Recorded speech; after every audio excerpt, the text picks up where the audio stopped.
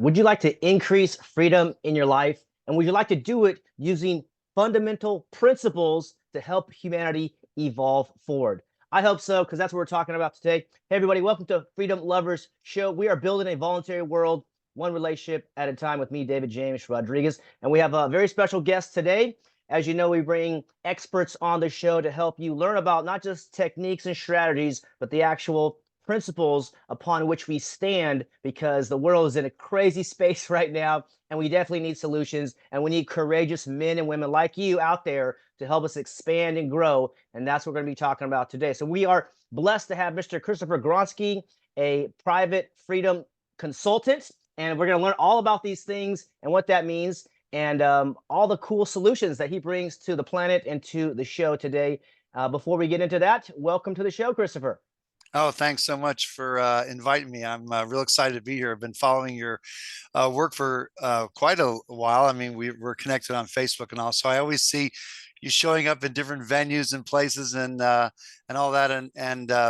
And again, you're like interacting with a lot of people, so the public, and just getting them to think and getting them to consider other possibilities, despite how tyrannical the world tends to move. It's always good to see you and others being positive and realizing the contribution that they're making to their community. I think that's Yeah. awesome. So I really appreciate your work. It's good stuff. Great. Yeah, Christopher, thanks for being here. I appreciate you too. I think we met a few years ago at Pork Fest, and then kind of just slowly been connecting. And I Yeah. think what inspired this conversation today is I posted something recently, which is, who's the moral leader in your city? Because I'm going around and we're seeing what's going on. And normally it's like the churches or the religious people, spiritual people, but I'm seeing a lack of leadership. And I'm glad you said probably you are. And I agree, Well, because you're helping people. So feel free well, to comment on that. actually, it wasn't that comment. That was the one before this one. But the one that Okay.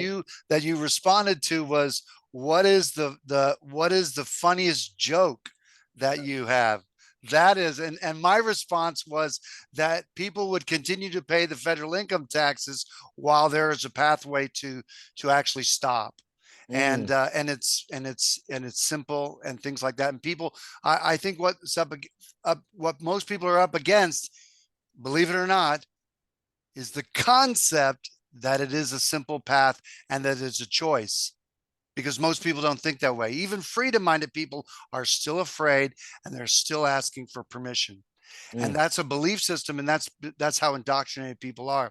It's not a fight. It doesn't have to be that. People will not believe how incorrect their paperwork is, Mm. and so it's administrative, so it's pretty boring. But the out results are that you can actually claim all of your you know the all of your labor, and then you can be the first one to decide whether you want to give your money towards those charities or your church or whatever it is first, before the pedophiles in DC get it. So that's the choice sometimes that you can be making. And uh, and sometimes people are uncomfortable about it, but they have to at least examine and take a look at the belief systems that govern their lives. And that's what we try to do. So most of the time, when we're dealing with the subject matter, we move people on these pathways, um, and it's only because of people are still looking for freedom solutions that the byproduct of being a freedom consultant was really supporting our clients in not just the beginning place of pulling out of the federal zone, but how they're living in their lives, and a lot of the administrative or paperwork that people fill out, that it would be congruent with these processes. And we've dealt with state governments and the State Department of the United States. All of our work is congruent with, you know, the law and the feds and such as that. So it's not, Mm, this is not tax rebel. Okay. You could be mm. that way in your heart, but our remedies aren't, in that capacity. You would not believe the choices that you actually have. And that's the joy that we have in doing this work. Yeah. Well, this is one of the key things for audience members to remember, is that number one, you own your body, and this is a gift from source or God or nature or whatever you believe. And this is your property, Mm. and it's given to you freely. We have free will. So it's three in one. It's your life, it's your property, and um, life, property, and freedom. So these are all three in one. They're three in one that the source God gave to you. And Yeah. then included is your labor. So whatever you create through your own voluntary action, that belongs to you. And so what I guess initially was about taxes, because people are realizing that they're funding their own oppression. I have another friend, he calls the 1040 form a confession form, something like this, like you're confessing to the government that you owe them something. And then there's Sherry Peel Jackson. She plays in the system as well. So there's a different pathways to keeping our money and being able to sleep at night, because we don't want to fund these pedophiles and these criminals, these mass murderers for multiple decades and generations. What's been going on. So we want solutions, and maybe you can start with the high level there, Christopher. Just a little bit about the property self ownership, property rights. But what should beginners think about? Because there's a lot of new people who are starting to question everything they've been taught and told, as we have, because it seems like we've been lied to by these politicians, both parties. So what would be the starting place for newcomers to think about it? And then we can get into some of the tactic stuff that you might recommend. Sure. A lot of people don't realize that there's actually a choice. I have a new book coming out called State versus Federal Citizen, The Unknown Choice. And so people don't realize that there are two types of citizens in the United States. There's one type of citizen, which is a federal citizen. It's a statutory citizen. It was based in the 14th Amendment. But there are citizens of the states, which is based in habitation and domicile. Now, there were state citizens before there were federal citizens, if you will. And the Constitution in Article 4, Section 2 says the citizens of the states are entitled to all privileges and immunities of citizens in the several states. That is referring to state citizens. Now, when we talk about a United States citizen, at that time when the Constitution was created, there was no federal citizen. There was no 14th Amendment. So there was no real United States citizen. When they loosely would say a United States citizen, they'd be referring to the citizens of the states. Like today, if you were to say, the European citizens, well, who are the European citizens? There is no European citizen. It would be the citizens of Germany and Italy and Holland. And those are European citizens because they're part of the European Union or the European continent. Mm-hmm. Americans are ignorantly think America's a country. America's not a country. It's right. Just not. It's if you read the Articles of Confederation, it was a perpetual union of states. It's a confederation of states. We've been so indoctrinated, federalized, to think that America's a country. We use that term. It's just false. And anybody who thinks America's a country just might think that Europe's a country. It's not. And so we have a union. And how's that union? How are those union leaders doing for us? Are they really representing the ideas of America? Awful. Well, that's what's going on, and that's the simplicity of it. I always say, let's make America states again. So the idea is, if you read the Declaration of Independence, you'll get a better grounding in really what the states are and the authority that they have. And so the federal government is actually born out of the authority that the state legislatures created. Because remember, whenever the Constitution is amended, the states have to ratify it. That tells you that they have more authority than the federal government. It was the Constitution that created the District of Columbia and created the federal government. Okay. And so the idea is that the question is has the Constitution facilitated where we are? Or has the Constitution really been something that is limiting the central government? And I'd say, no, the Constitution brought it exactly where we are. And people don't realize, remember when you were in high school and you took that class on restricting government and the Constitution? No, I don't either. Those classes were never there, and so what a great disservice, for people to think that their education is actually producing something good. I think it was Malcolm X that says, why would you ever allow your enemy to educate your children? Hmm. And so that's the results that we have. We have an ignorant people who don't understand about themselves, much less about the limitations of the federal government.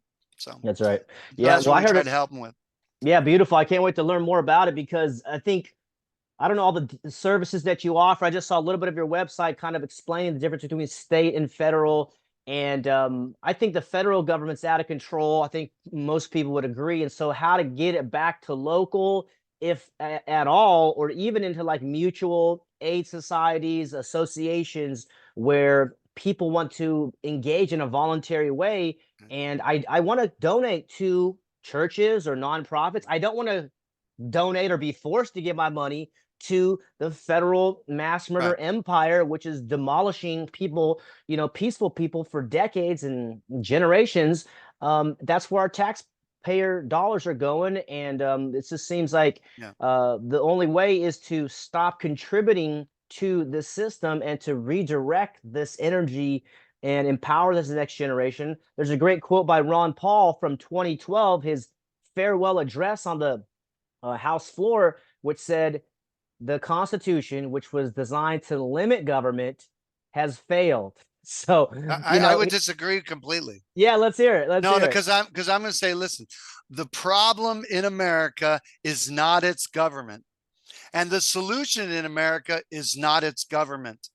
The problem, the number one problem in America is its people and not the government. Because if the people began to turn and become more responsible for themselves, the government would actually turn and do the right thing because the people would be making choices separate from the government.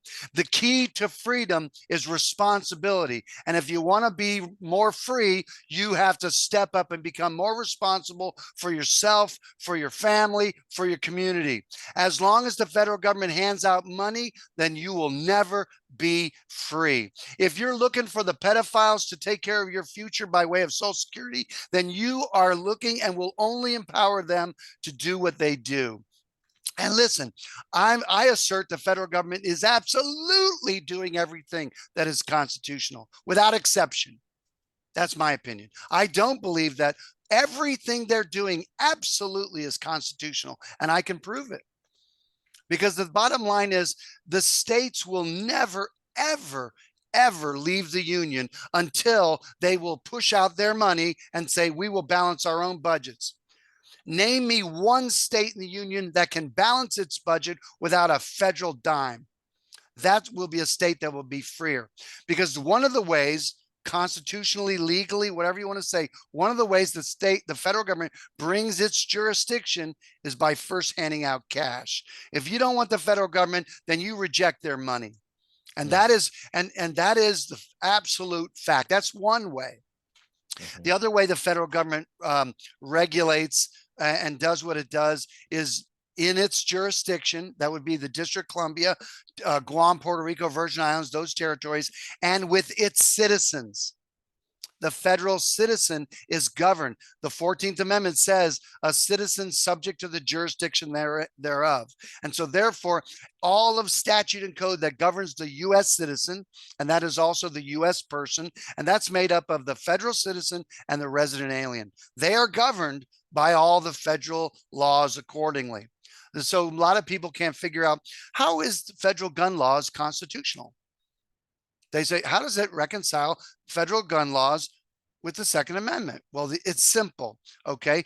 Federal gun laws are in the District of Columbia, the Guam, Puerto Rico, Virgin Islands, and federal 14th Amendment citizens worldwide.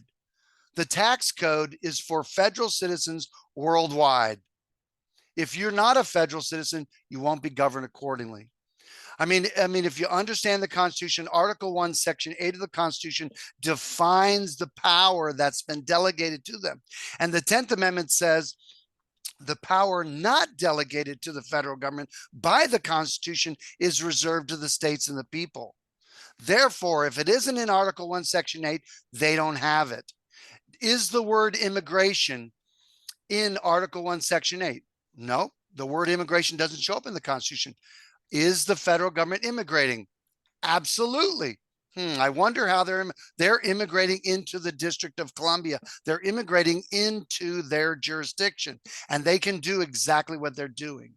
And so when you understand jurisdiction, you'll understand why they're doing what they do. So has the power been delegated to the federal government to regulate drugs? No, the word drugs doesn't show up in Article 1, Section 8. So how is it they do what they do? In the District of Columbia and with their federal citizens. That is how they do it. Is that constitutional? Absolutely. How do I know? Article 1, Section 8, Clause 17 says that the federal government has exclusive legislative authority in all cases whatsoever in the 10 square miles of, that's the District of Columbia and its jurisdiction, its territories. And that is how they do everything that they're doing. And that's the Constitution. So is federal gun laws constitutional? Absolutely. Is federal income tax constitutional? Absolutely. Do you want to be in federal jurisdiction? That's a choice. And that's what we help people to understand. We have a class called State versus Federal Citizenship, the Unknown Choice. That's a 6-hour class. That's online. People can watch that at their leisure. And so that's what we want to do, is help people to understand how the federal government does what it does. And once you, let me tell you something, the moment you see this matrix, the moment that you see this, where federal jurisdiction is, everything will make sense and you'll actually have a piece about it. You know, because, you know, one of those new things that came out was like, you know, right around COVID, they came out with, you know, 85,000 new IRS agents.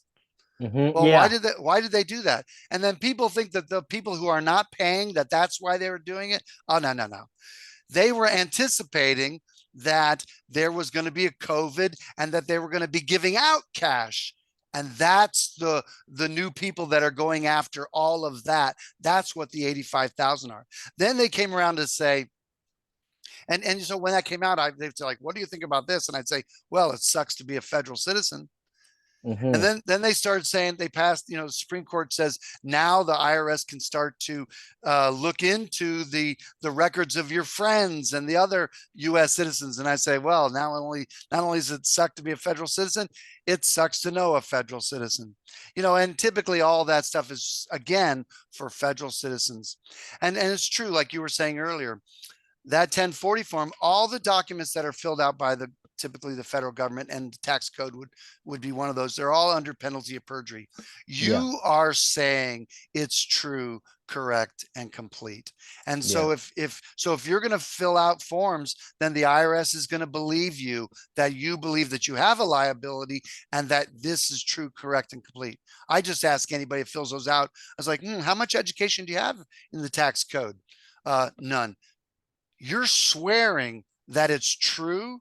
What, you don't have you're not a tax attorney. You're not an accountant. What the hell you know? What you're saying that's true, correct and complete, and you have no basis of knowledge of taxation, and therefore you're swearing under penalty of perjury. It's true, correct, and complete. What a farce. What a farce. It's just not Well, true. that's a great point. So how would somebody know if they're a federal citizen or a state citizen based on what you know? How would they distinguish? Is that easy to determine, or they got to look at some files or some records, or how do they know? Well, let's take a look at, for example, the Browns, who were in that tax case years ago in New Hampshire. And I was there in the courtroom when the IRS used their passport application, what they filled out on their application against them in court, that established their state citizenship, or I'm sorry, their federal citizenship. We know in writing from the State Department that they define U.S. citizen. Both the IRS and the State Department both define U.S. citizen by the 14th Amendment. I know in New Hampshire and many courts, qualification for jury duty is, they'll ask you, are you a United States citizen? Right. Well, here's what we know from the Hooven case, that 1945 Supreme Court case, Hooven EVAT. The Supreme Court defined the key term United States to have 3 separate and distinct meanings. Okay. So if you were to ask me, are you a United States citizen? I would have to say, what definition of the term are you using? Because let me say this way, I am a United States citizen and I'm not a United States citizen. Both those are correct. Wow. You see, if you don't know the definition of that term, you will not know the answer to the question. So if in the tax code in section 7701, it defines the term state and United States as the District of Columbia. So if the IRS agent is asking you, do you live or work in the United States? If you know they're asking from the town, then you have to say, no, I don't live or work in the District of Columbia. I live in New Hampshire. You see, so if people don't get their terms correct, how many times are you asked by government, are you a U.S. citizen? A lot. Driver's license, voting, all these other places, you're constantly asked, are you a United States citizen? Filling out an application for this or that, are you a U.S. citizen? They're asking you if you're a federal citizen. And therefore, you're going to be subject to all sorts of things if you're saying you're a U.S. citizen, if you don't know the definition of that term. So typically, when the federal government's asking that, or they're asserting U.S. citizenship, it's going to be based on the 14th Amendment. I'm not a 14th Amendment citizen. I'm a citizen of my state. That's based in habitation domicile. So Habitation domicile. So yeah, if somebody has a driver's license renewal and it says, are you a U.S. citizen? Do you suggest they say U.S. citizen or they don't, or they put a little asterisk and put, depends on your definition, or how do you meander well, that one?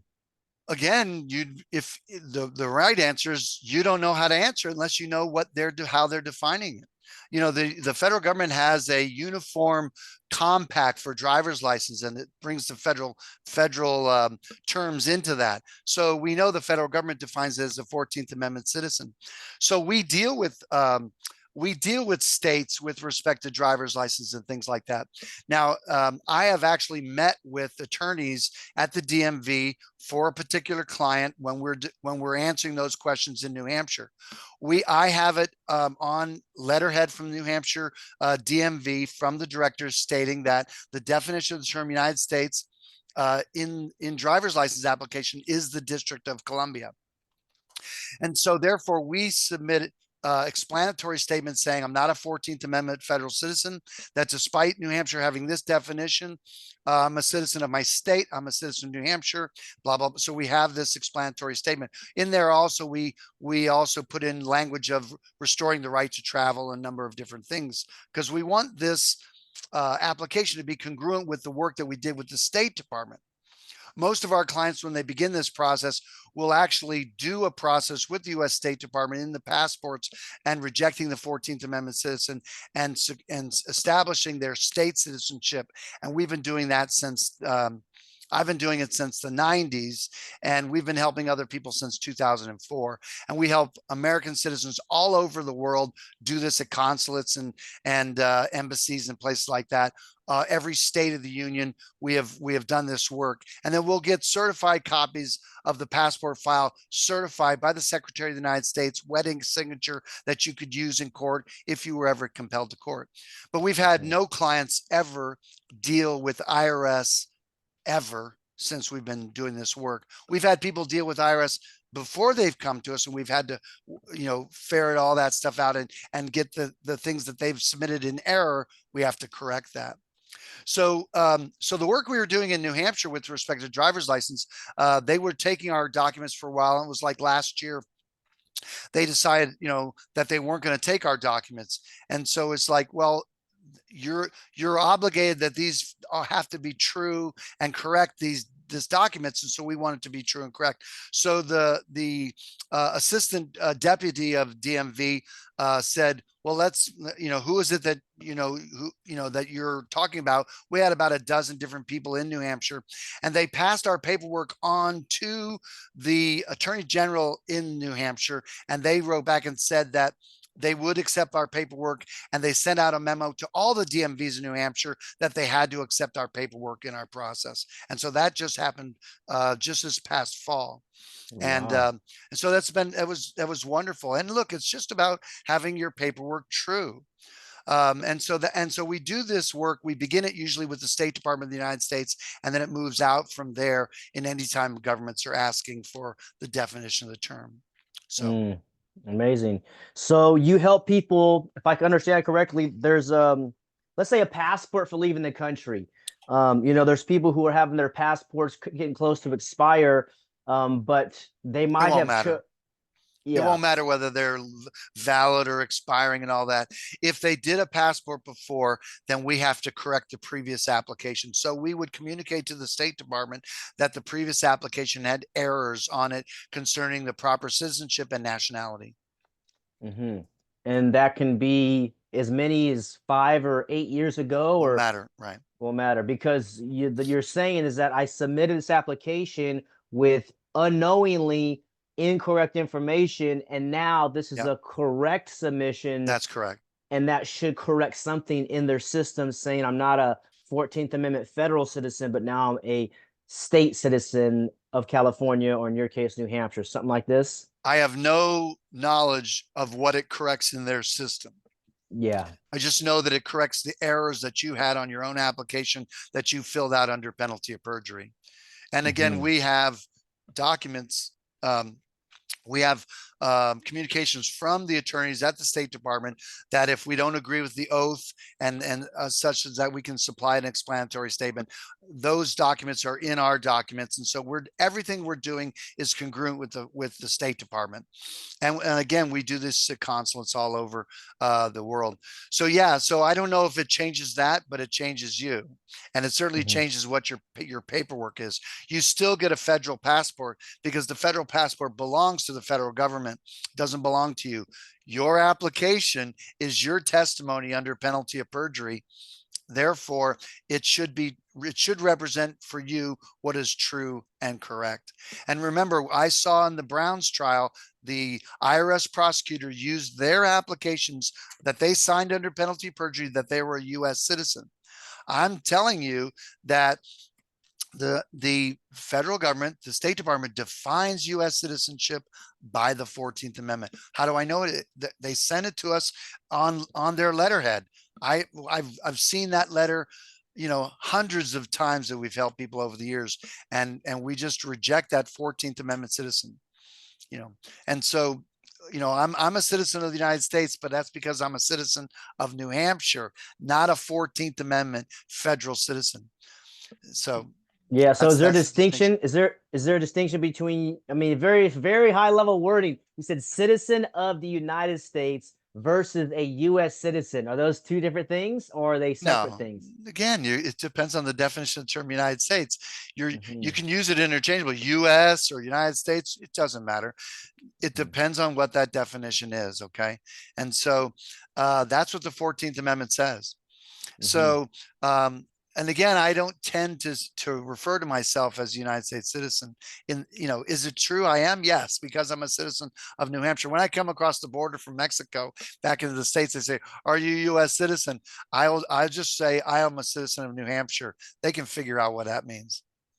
You know, Nice. so Okay. I typically don't, answer. I don't say no, okay, because that would be disingenuous. So Mm. like I said, I am a United States citizen and I'm not a United States citizen. Those are both true. It's not like I'm saying two truthful statements. It Hmm. depends on the definition of that term. Mm.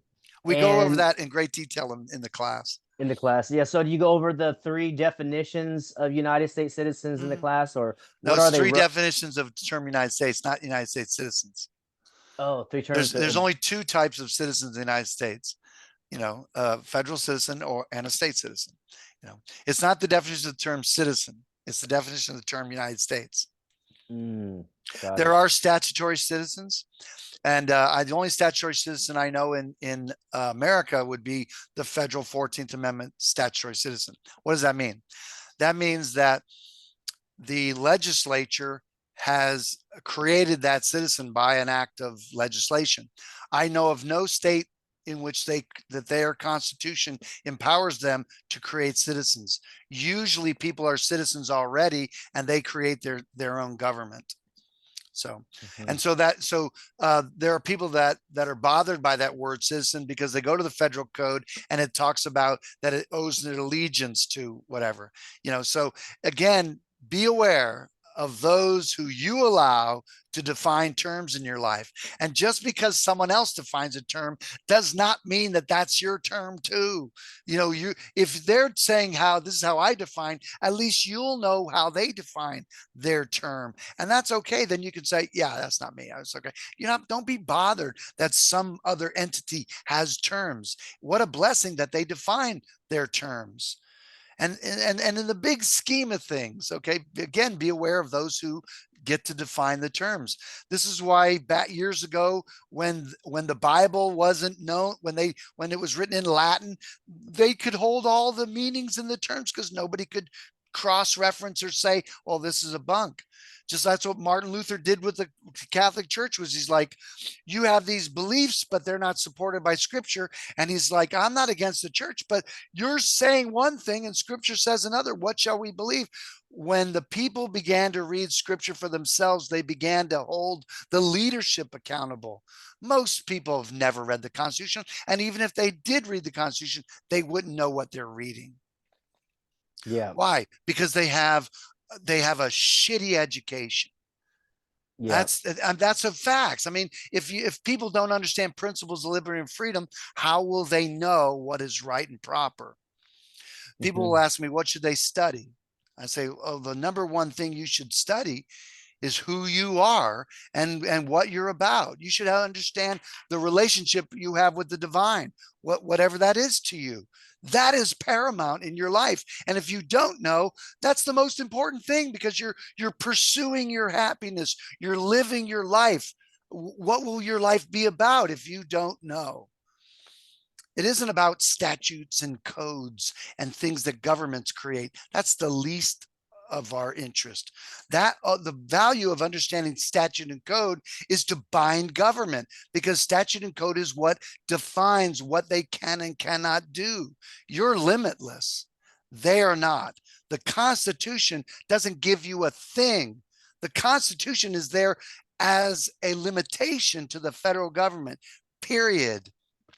Your state constitution is there. It's what creates your state government. It's the document that binds them, doesn't empower you. Your empowerment comes from the divine. It's not limited by anything other than your imagination and maybe someone else, your neighbor, who may have a disagreement with you, but you're on the same footing.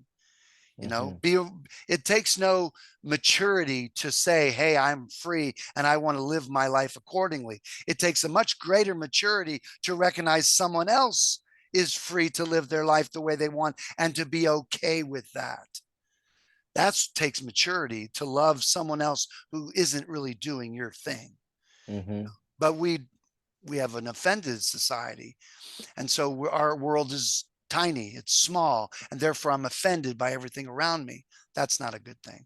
We have to grow up and walk in love. That's how you expand your community, is by love.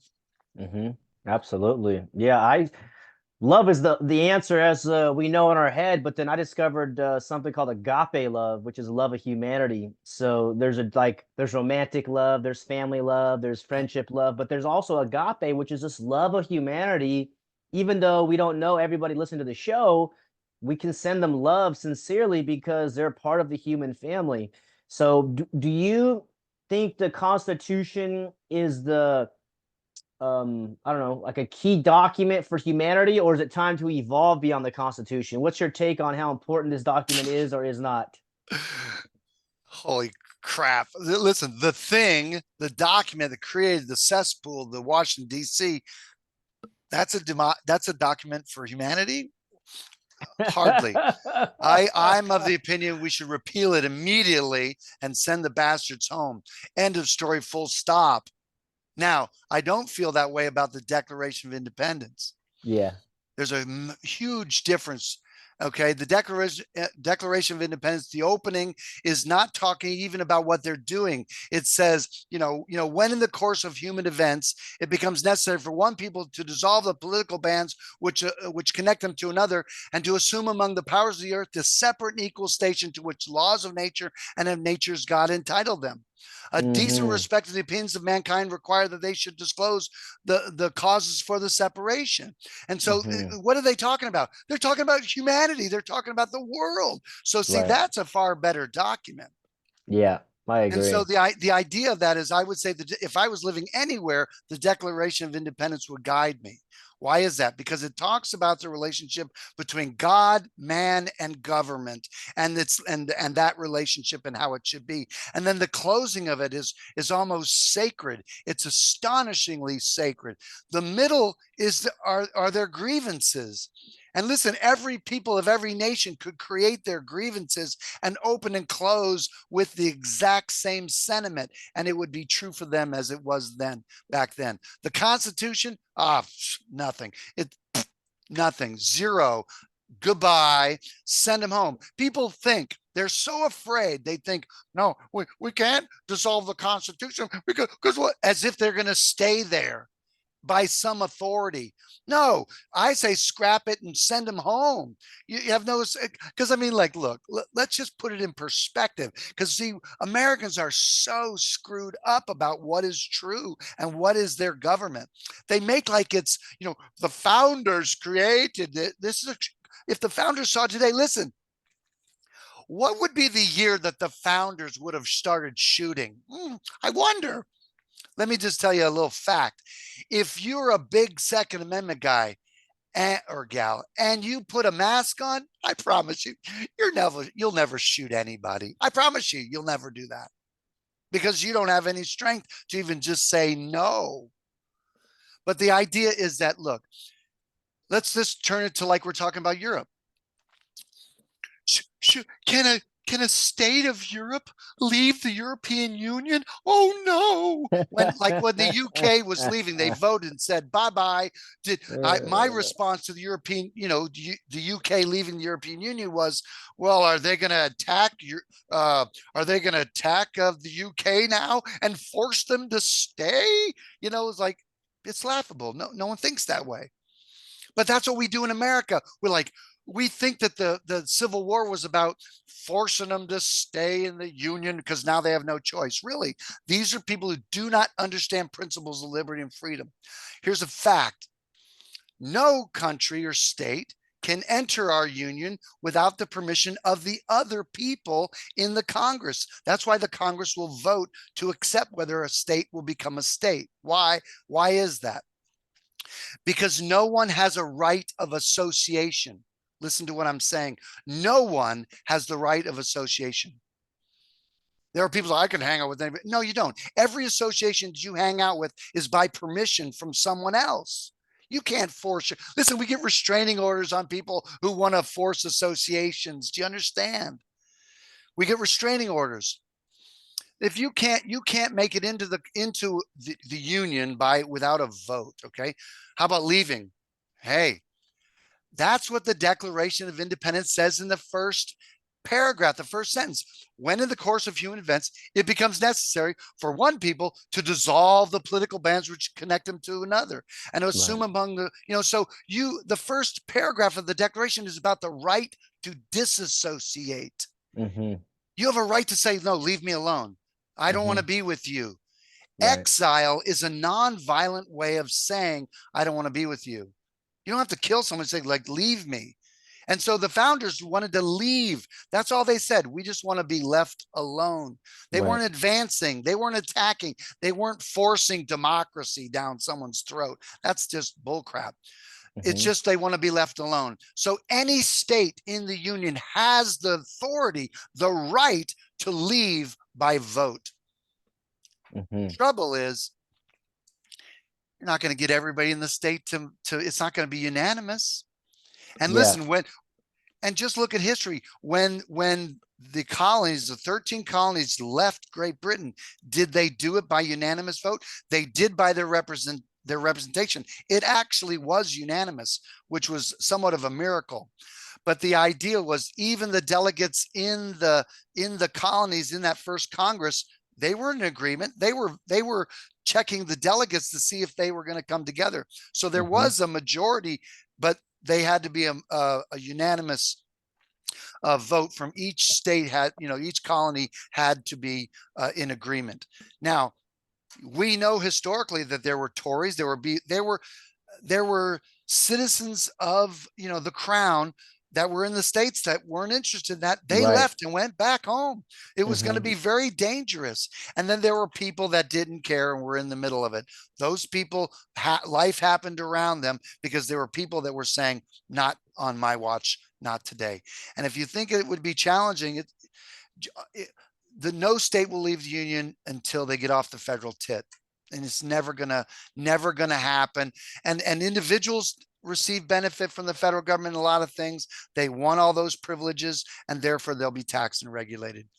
If you like being in federal, receiving benefits, that would include Social Security, then this may not be, this pathway of responsibility may not be for you. But Mhm. if you're willing to be responsible for your own life, then freedom might be something that you might embrace. So, but it's exciting because every man and woman gets to decide for themselves how much freedom they really want to enjoy. It's a scary thing. It's not for the faint at heart. Mhm. And look, I don't feel like I'm a rebel or a tax rebel or anything, or none of that. I don't have that energy.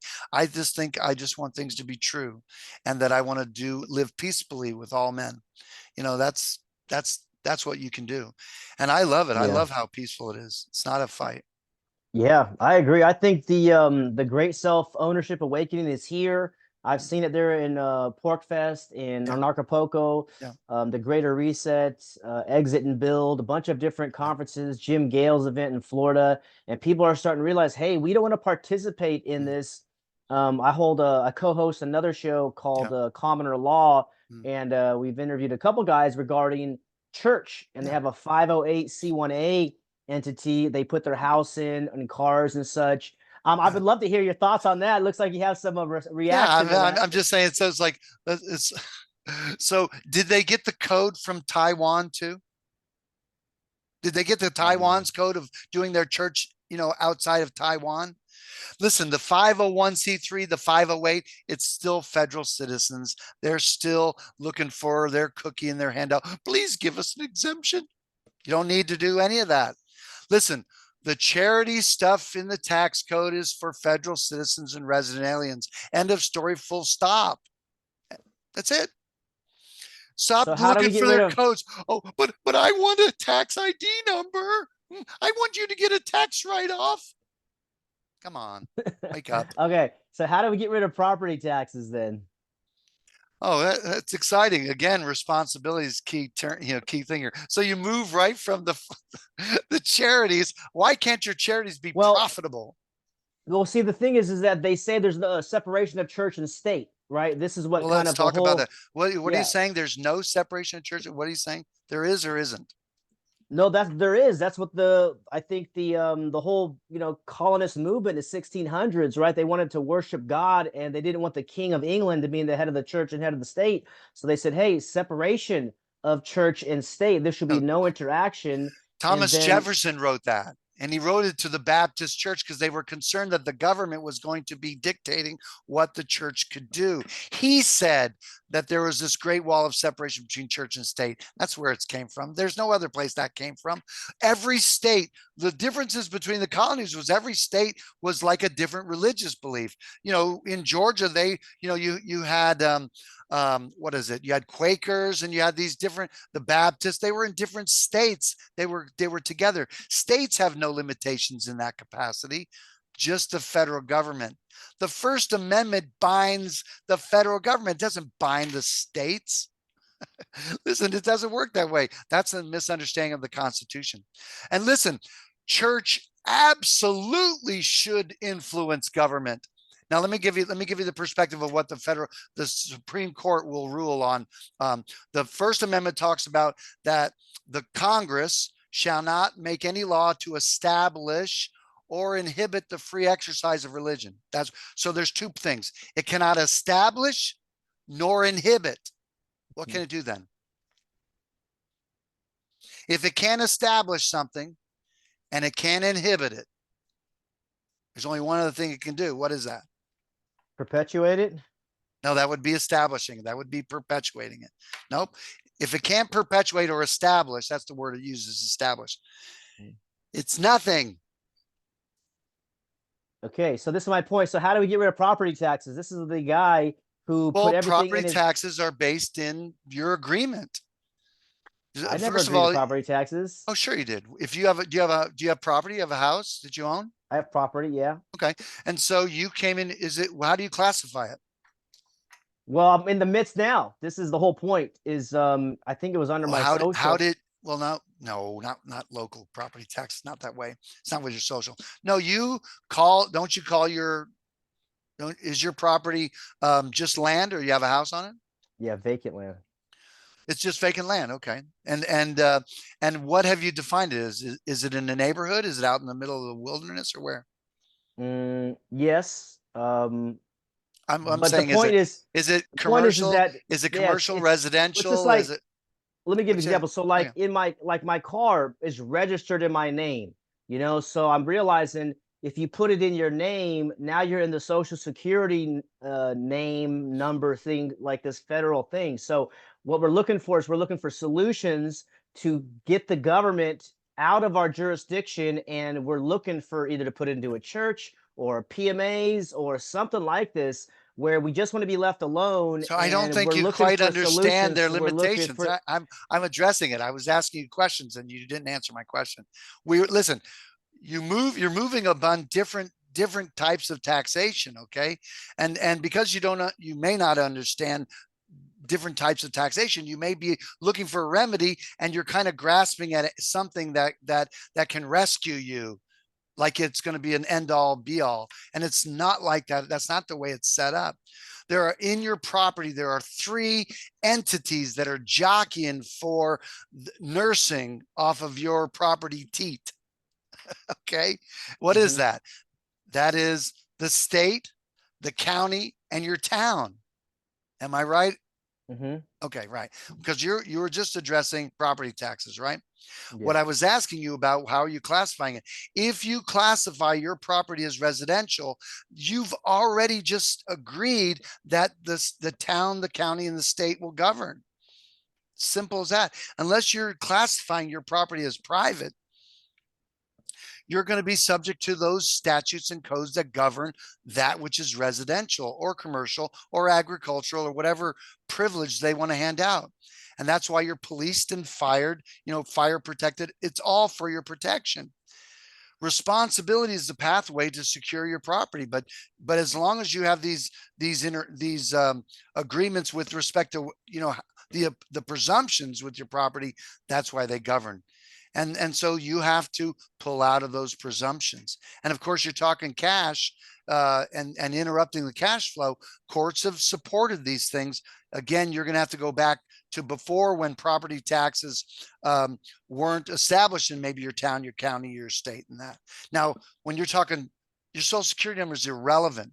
If you're a federal citizen, the way that's relevant is if you purchased the property as a federal citizen, and the other party that gave it up, you probably defined it as a United States real property interest. That means that when you sell it, if you are a federal citizen, when you sell it, and you get the money, the federal code requires you to buy another property to avoid capital gains tax. That's the federal aspect of it, but that has nothing to do with property tax. That has to do with your personal taxation on that which you receive from your property. When you're talking property taxes, typically you're talking about your town, the county, and the state. And so those are three different jurisdictions, and those relationships are defined differently. So you might have to, if you sought a title from the state and the title issued by the state, the state usually is defining you as a tenant on the land, and they're the title holder. Those are the kind of relationships you have to change. And so there's work to that. It's administrative work, but not just paperwork. That's easy for people. Where people fail usually is how they get along with their neighbors and the town, because your neighbors will get envious, or they will be the ones to throw you under the bus, and they will get their representatives to vote against you, to move against you, because they can't comprehend how you can have all of the welfare that a town, county, and a state hands out without people being forced to pay. Does it make sense? mhm, So the yeah, idea is to create these, like you're saying, create these communities of volunteers to take care of these people, if you will. That would be great. Some of your property taxes go to your county. Did you know that your county probably has, um, an adult, an old person's nursing home, a county nursing home? Why does your county government? Why did they create a nursing home? because families were not taking care of their own. And so because people don't govern themselves, other people will govern, and then they'll tax the people to care for people that they should be taking care of on their own. And that's where government is encroached, is because people refuse to take care of themselves and their communities in their town. So you get to pay in, and some of your property tax is going to the county nursing home. That's just one thing I'm mentioning. And so you get to pay for some other people's old people because somebody doesn't want to take care of their own parents. That's a real thing. And so they'll say, what do you want? Them to be on the, on the street and all this? So no, you're talking about forming charities that take care of that. People have more faith in the government taxing them and caring for them than that God would rise people up to take care of each other. They have more faith in government than God. That's the human condition, and that's worldwide. So what's the solution to that's got to that? play out. Self-government. How about it? And the sad part is, you see, imagine churches competing with taxation. This is why the reason that we have such high taxation is because the church doesn't understand how to deal with, they tax their people too. They call it a tithe, and they don't understand the scriptures But it's about voluntary. that. Tithes are voluntary at least. Oh yeah, you see that in some churches, how voluntary they are. All I the know churches they I've mean, seen, they they try mean to well. guilt you Oh, no, into it. But at least like property taxes, you can, like, for example, people in my family paid off their house, and now they got to pay anywhere from $6,000 to $12,000 a year I know.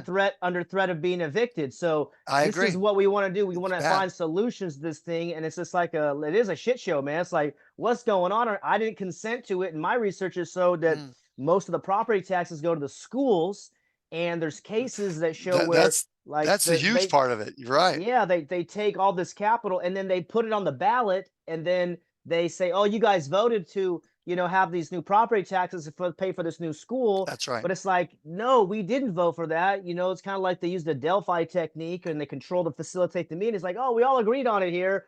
And what is it, like 40% of people participate in politics? And so it's actually a minority, not a majority. It's astonishing that way. You're spot on with that sentiment. And not only that, one of the things that they do is, when they're going to build the school or whatever, is they don't even have the money to build it. They get a grant, or they'll get something to borrow the money. Yeah. And so what is that? So even the people that want it, that vote for it, may even be dead before it's paid off. Correct. And so they're really actually taxing people that aren't even born yet. So it's taxation without even representation. Yeah. And so it is that bad. So there were two things I would do, and power that I would take away from government. I don't believe government have this power. Okay. And one is that governments should not be allowed to borrow money. That's an unhealthy relationship between bankers and government. Yeah. You want to talk about a wall of separation. The wall of separation between the church and government is bad. How about the relationship between banker and government is bad? So that's one. I would not allow them to be able to borrow money. And the other unhealthy relationship with government would be the connection between government and business. That we call that corporations. No power to incorporate. That's born out of irresponsibility. So government is force. Attach it to anything, it turns the anything into shit. Yeah. Church, force, no. Bankers and force, no. Business and force, no. That's our lifestyle. And until people want to create something different, I don't see it changing. Now, I don't know. I'm pessimistic, being a freedom guy, right? People say people are waking up. I don't share that sentiment. No. I think people are realizing how bad government is. I believe that's there. People hate government, but they're not jumping on creating things where they're responsible. They're ready to take the next government thing that's not as tyrannical, the more kinder, gentler government. That's what they're looking for, because responsibility would say, if you're playing out and creating, like we're using that example of the nursing home. If you created a nursing home where people voluntarily gave, and like, let's say a church was doing that, and they welcomed people to come in, and it was done by contributions and all that, and they ran that better and cheaper than the government would, then they could point and say, why do we need this? We got this. That's how you do it, is you create the good thing first and let it compete with the shit show, i.e. the government and its corruption and the cost associated with government doing anything. So that's the beautiful thing about cryptocurrency, is that it didn't have to wait for the dollar to be gone before it was flourishing. And so that's the beautiful thing, is that when you create markets that compete with government, that's a challenge, because the government typically likes to be the what is it? They try to create their own monopoly around it, and that becomes make it difficult for the free market to actually create these solutions. But that Absolutely. is the best way. That's why Ron Paul was so big in the free market, and how bad the federal government's foreign policy was, the non-interventionalists in everything, not just in military or things, like non-interventionalists in every aspect of our lives will lower the price of things. And if going into debt, imagine if going into debt was illegal. Oh, the price of everything would fall to the ground, because people would know that if they're going to sell you a high ticket item, you'd have had to save a lot of money. You'd get Mhm. rid of that new and now thing, and all of a sudden the price of everything would eliminate. You'd be 2/3 cheaper in everything, because you wouldn't have bankers financing. People don't believe that, but that would be the result.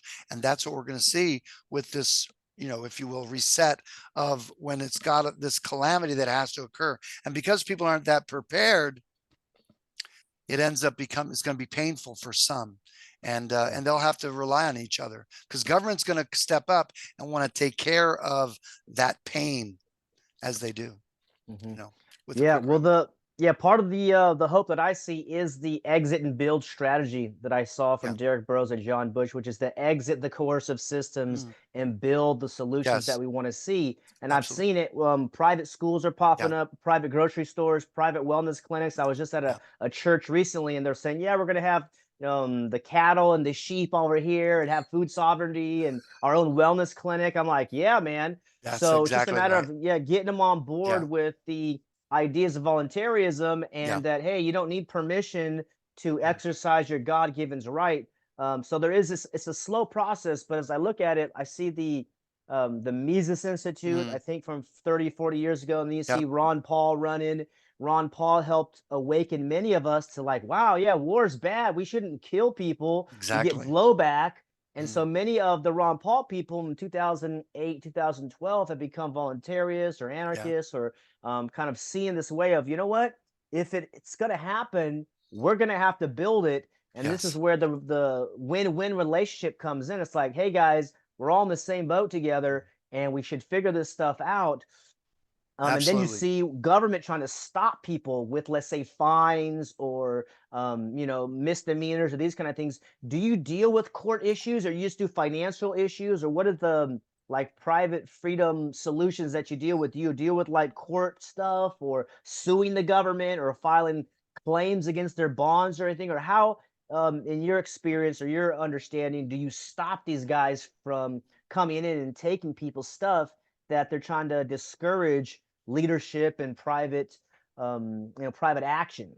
Well, we do everything we can to make sure our clients are not in court, because courts are Yeah. not very friendly. So that's one thing. So no, we don't find ourselves fighting in court and all that. Now, of course, sometimes clients are in court and such as that, and we find generally that one of the best ways to stay out of court is to govern yourself better.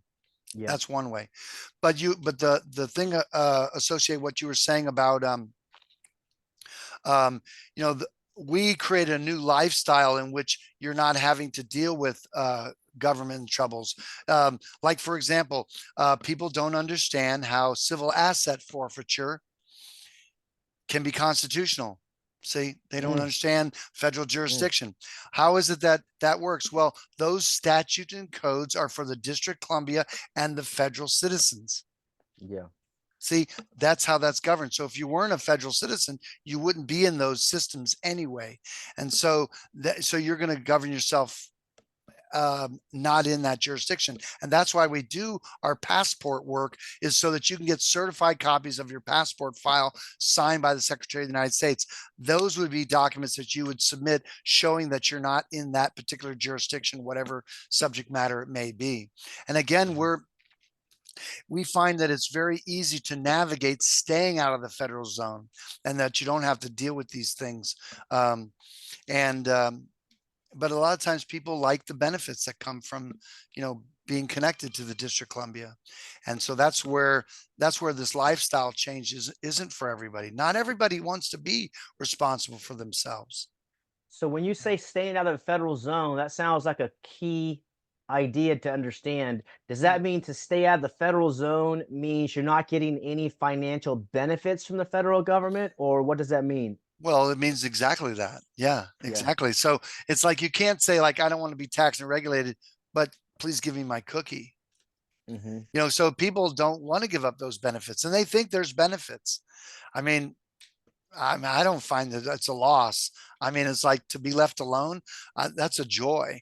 And look, you Mm-hmm. can always go on welfare. You can always, well, let me, Yeah, because there's state. isn't that what Agent Smith was asking Cypher about? He's like, Cypher got tired of the fight of being woken up and being a what? He's like, I want to be plugged back into the matrix. I want to be someone important, like an actor. Yeah. It's like, can you plug me back in? Do you Mm-hmm. think Right. Agent Smith was going to plug him back in? He was going to be a dead man. He wasn't going to be that was never going to happen. Plug him back in. So the idea is that, responsibility calls us to care about each other, and to build our communities, like volunteerists like that. And again, church, one of the new places the Destination Freedom is going, and Yeah. that is, we want to unplug whole churches. And Mm. so we understand how to set up private, foreign, irrevocable trusts, and we want to have churches set up their own trust. And then that way, the trust can be by their own people, and their trustees can be their leadership. So it's all in their power to do these things, and it would be outside the federal zone. We want to eliminate everyone's not only income tax liability, that how much money could be freed up in any given church if they weren't paying 25 to 30% of their income to the swamp, right? Yeah. And so that's money that's for the church. Now, then if we also help people eliminate debt, so we have a process in which we discharge people's debt by the Fair Debt Collection Practices Act. And so we help people immediately eliminate all of their unsecured debt. And so if the church wasn't in debt and it wasn't paying an income tax, not with their business or with them personally, how much money is that? How much care could they do and have for themselves if they weren't paying the middle pedophile? Mm-hmm. Right. That's a So, lot. so it is a lot. And so that's what we're committed to. So I'm looking forward to coming in and being able to present in a church before a congregation and invite them. But I'm asserting not everybody wants to be unplugged. Mm-hmm. And it is that, so it's just like Morpheus when he says, I'm going to give you a choice. He's like, you can wake up in your bed and believe whatever you want, or I'll show you how deep the rabbit hole goes. And so if you're asking individuals that's one thing. But the moment that you start asking a whole church, you'll see that the love of money is the root of all evil. And there are people in churches that love money. They love what it gets them, whatever it is. And I'm not saying not have wealth. It's not money is the root of all evil. It is the love of money that's the root of all evil. So there's nothing wrong with money. Money can be used to flourish. A beautiful, abundance and wealth is a godly thing. It's not, poverty is not godly. Okay. Abundance, abadazo. When you plant one seed like a corn plant, and you grow it, and let's say you get 2, 3, 4, if you get 4 ears on one corn, that's an abundant crop. How many seeds are on that crop? Right. How Thousands. That's God's abundance, is abundanzo, abundant. And so Hmm. that's what he wants for all of us, is to have an abundance. Yes. And there's a part of your flourishing, your abundance, that belongs to others. And you get Mm. to choose that. Nobody can tell you how much of your giving can be, but some will give 30-fold, 60-fold, 100-fold. It's up to the individual. He that sows sparingly will reap sparingly. He that sows abundantly will reap abundantly. And that's the way God wants us. And we Mm. don't need force to be a part of that relationship, because it eliminates God from the equation if we aren't doing things in love. If we do things out of necessity or obligation, that's not God, that's not love. And so it's a different mindset altogether, and there's a beauty in that. And that's my hope and prayer, and that's why I love being a part of communities like yours and like Pork Fest. And are you going to be at an Acapulco this year? I'm not sure about this year. Maybe we'll see. But I'll be in Mexico at the Derek Bros event, the Greater Reset. Are you going to Oh, cool. Acapulco? I am. We're going to be down there. I'm Awesome. going to enjoy my son to go with me. That'll be fun. Oh, So yeah, it'll be awesome. amazing. So yeah, Yeah. no, I love, and I go just to hang out with people and be there. It's not like, I can, I would hate to be on the on the beach in Mexico and think I want to be in a class or some sort of a thing. I do want to meet with people, and really the social event is why I go. I really want to see people I agree. worldwide who Well, love mhm. freedom like you. Yeah, absolutely. Well, this is where I met Howard the first time in 2015. Yeah. It was 120 people. And so we recommend to audience members, go to these live freedom events, whatever one's near you or far away, go meet people. You get meet people Yeah. like, Christopher, myself, ATN, as he's known also, Yeah. Mark, Larkin Rose, all these people, Jeff Berwick, Yeah. Derek Bro, all these good guys that were like, we're Yeah. putting our heads together, like, humanity is facing a serious problem. So let's talk about That's the cool. because I saw your website. You don't take check or money order. You take crypto, silver, and gold. That's awesome.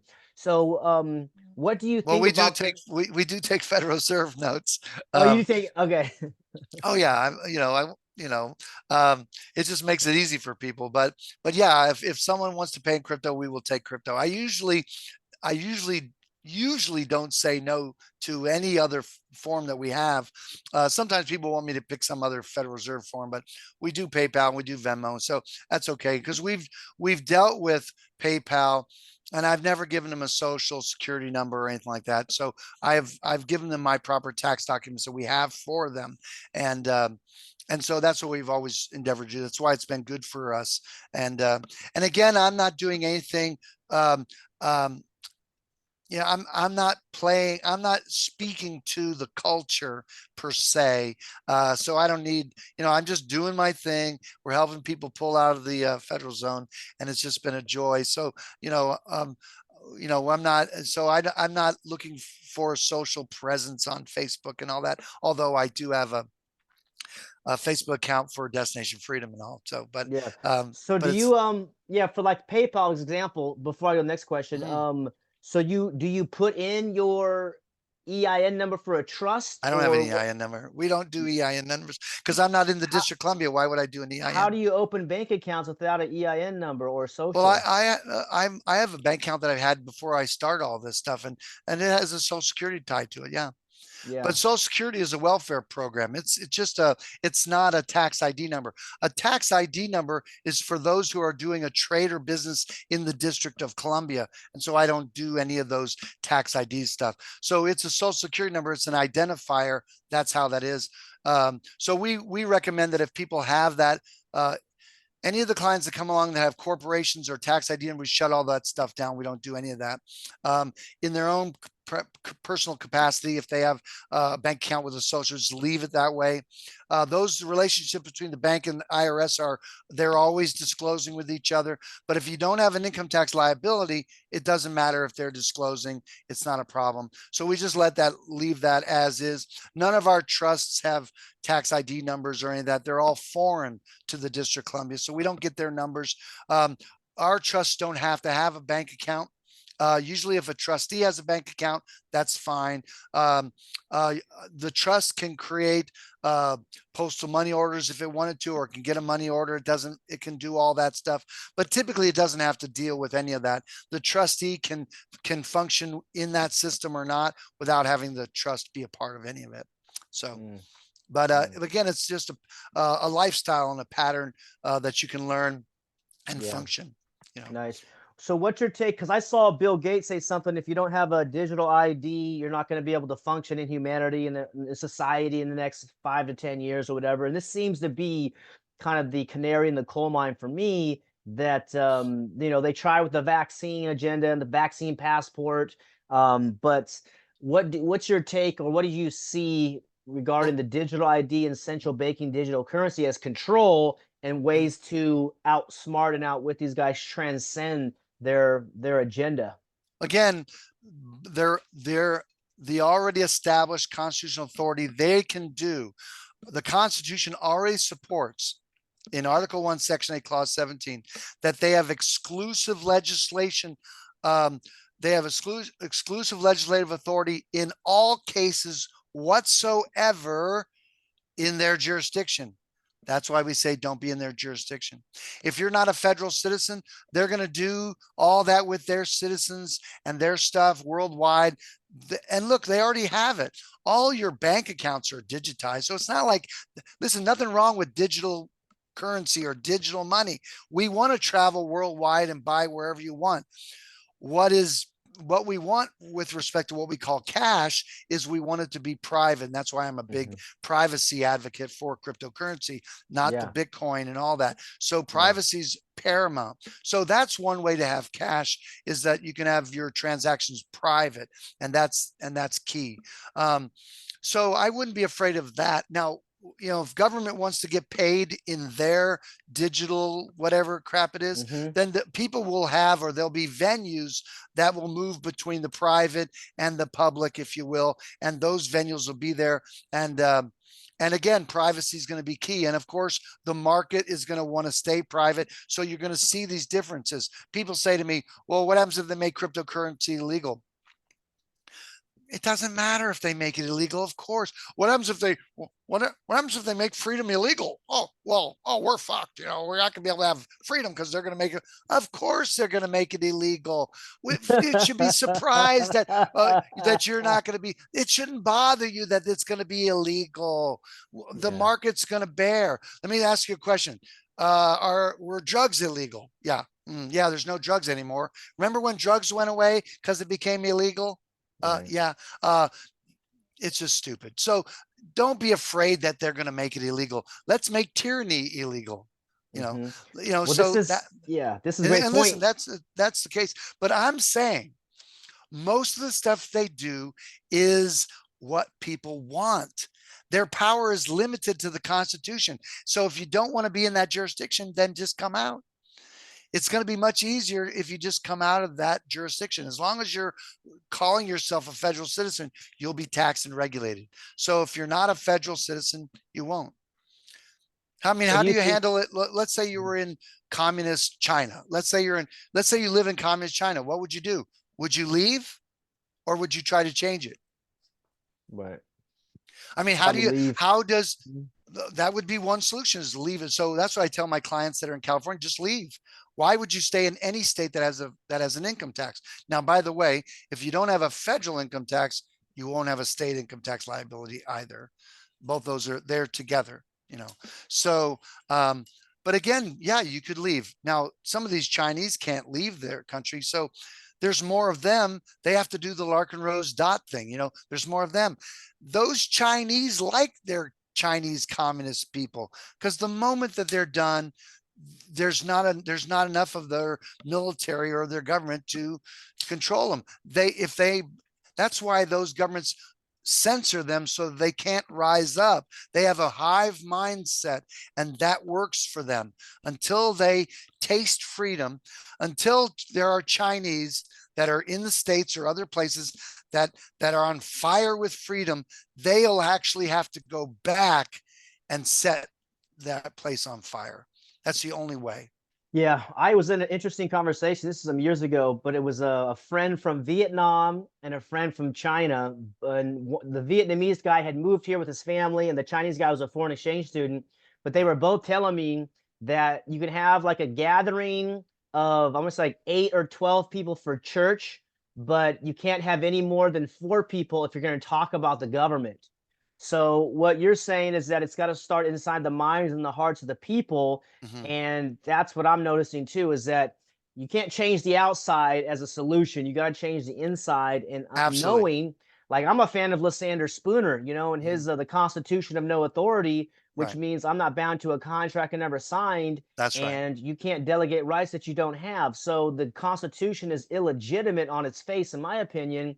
And now it's time to move beyond it. Just like the monarchy used to be thought as legitimate divine right of kings, and then the Constitution Republic, and now on to voluntarism or personal self-ownership. Whereas you're a king, I'm a king, we got the ladies are queens out here, Yep. and there's one moral code, which is you don't initiate harm against peaceful people, and you respect their property and uphold your Yep. contracts. So this seems to be the way forward. But then in the meantime, these guys are going to try to, seems like, seize people's bank accounts and cause all types of terror and harm. And I filed my first federal lawsuit last year because I was arrested for not wearing a mask in a post office.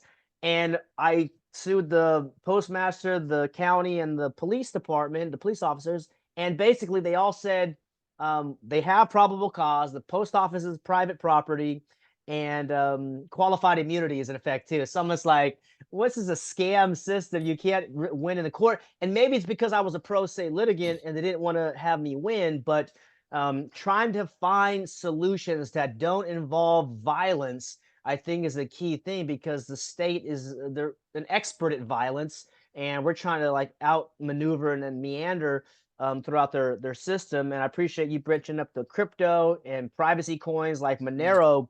Yeah. um, this seems to be a solution. So if you have any comments on that aspect, Yeah, what do no, you I, think? I think I think if you make things illegal, then you just create them underground. That's what happens every time, um, without exception. That's always what's happened. I would imagine um, that if governments see the governments are not stupid, they're very smart. The people on high are very smart. They know that they cannot restrict too much, and partly this is why people don't understand why your right to keep and bear arms is so vital, because as long as that's in place, that's the game changer for the whole planet, is the Yeah, fact that America keeps and bear arms. And so yeah.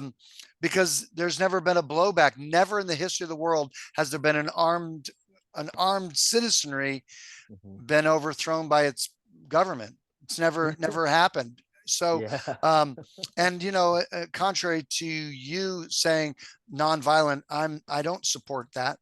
I say if rights will be if if rights are I'll say like this: if tyranny is perpetuated by the end of the barrel of the gun, freedom and rights are secured by the gun as well. And not the Hmm. gun, it's anything that will secure your liberty and freedom. It's not limited to. The Second Amendment has the word gun, says armaments, arms.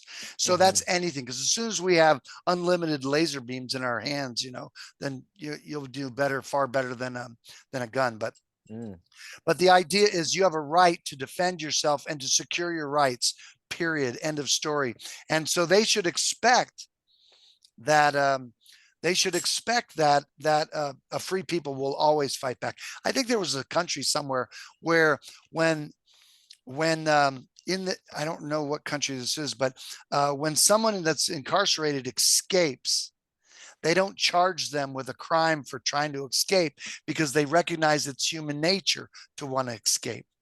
And so they Wow. don't penalize them for wanting to try to escape. It's their Wow. obligation to keep them. I just, on some Mm. level, that's kind of an interesting thing. And so Yeah. that's what. And look, contrary to a lot of my anarchist friends, I'm not. Um, I'm not a minarchist. I am for government. Hmm. Okay, and I'll tell you the kind of government. The only government that I support is one that only secures rights, period, and nothing else. That's what the Declaration of Independence says. The only form of just government is one that secures rights, doesn't make rights, doesn't take care of the poor, doesn't take care of anything. It says, if you violate the rights of anyone, there will be consequences to pay. And that is the only form of government. And as long as we're not in heaven right now, and as long as Jesus isn't, running the whole show, as long as there are people, then there'll be a requirement for government, because there are evil people that want to take your property. They want to censor you, harm you, whatever. And there's got to be consequences for that. And of course, the smaller community is much better in that capacity. And if we can have communities that are self-governing and they're loving, you're not going to have that kind of influence. But a man has to have the capacity to defend himself and secure his liberty by force if necessary. And so that's the only government that I support, is one that only secures rights, bar none. That's not privileges, that's rights. Sure. And our rights come from divine or that's nature, right. They're natural. or humanity. That's right. That's right. And everybody's got the same rights. There's no such thing as gay rights, women's rights, no such thing as that, no such thing as black rights, no such thing as group rights. Every single human being has the exact same rights. End of story, full stop, without exception. And if there's a nuance between whether it's male or female or another, then those aren't what you would consider rights. Everyone has a right to privacy. Everyone has a right to their own body and all these things like that. And so therefore it's sacred. Your pursuit of happiness is sacred and divine, and no one has the authority to interrupt that. That's what I believe. Yeah. And that should play out accordingly. I agree. Well, I love Ayn Rand's quote, which is the smallest minority is the individual. And it's like, yeah, that makes sense. Like, I'm the minority, you're the minority, and they try to put it into group rights, as you said. That's right. One of the things you mentioned earlier, I think, is a powerful thing to maybe discuss, or kind of maybe unravel a little bit, is the unplugged churches. Have you done that yet, or that's in like the future that you envision, or what is the process in doing that? Because I think a lot of churches are starting to realize that they're under the thumb of the government, and they'd like to be unplugged. So what is the process for unplugging churches, or what is your opinion or comments on that? Sure.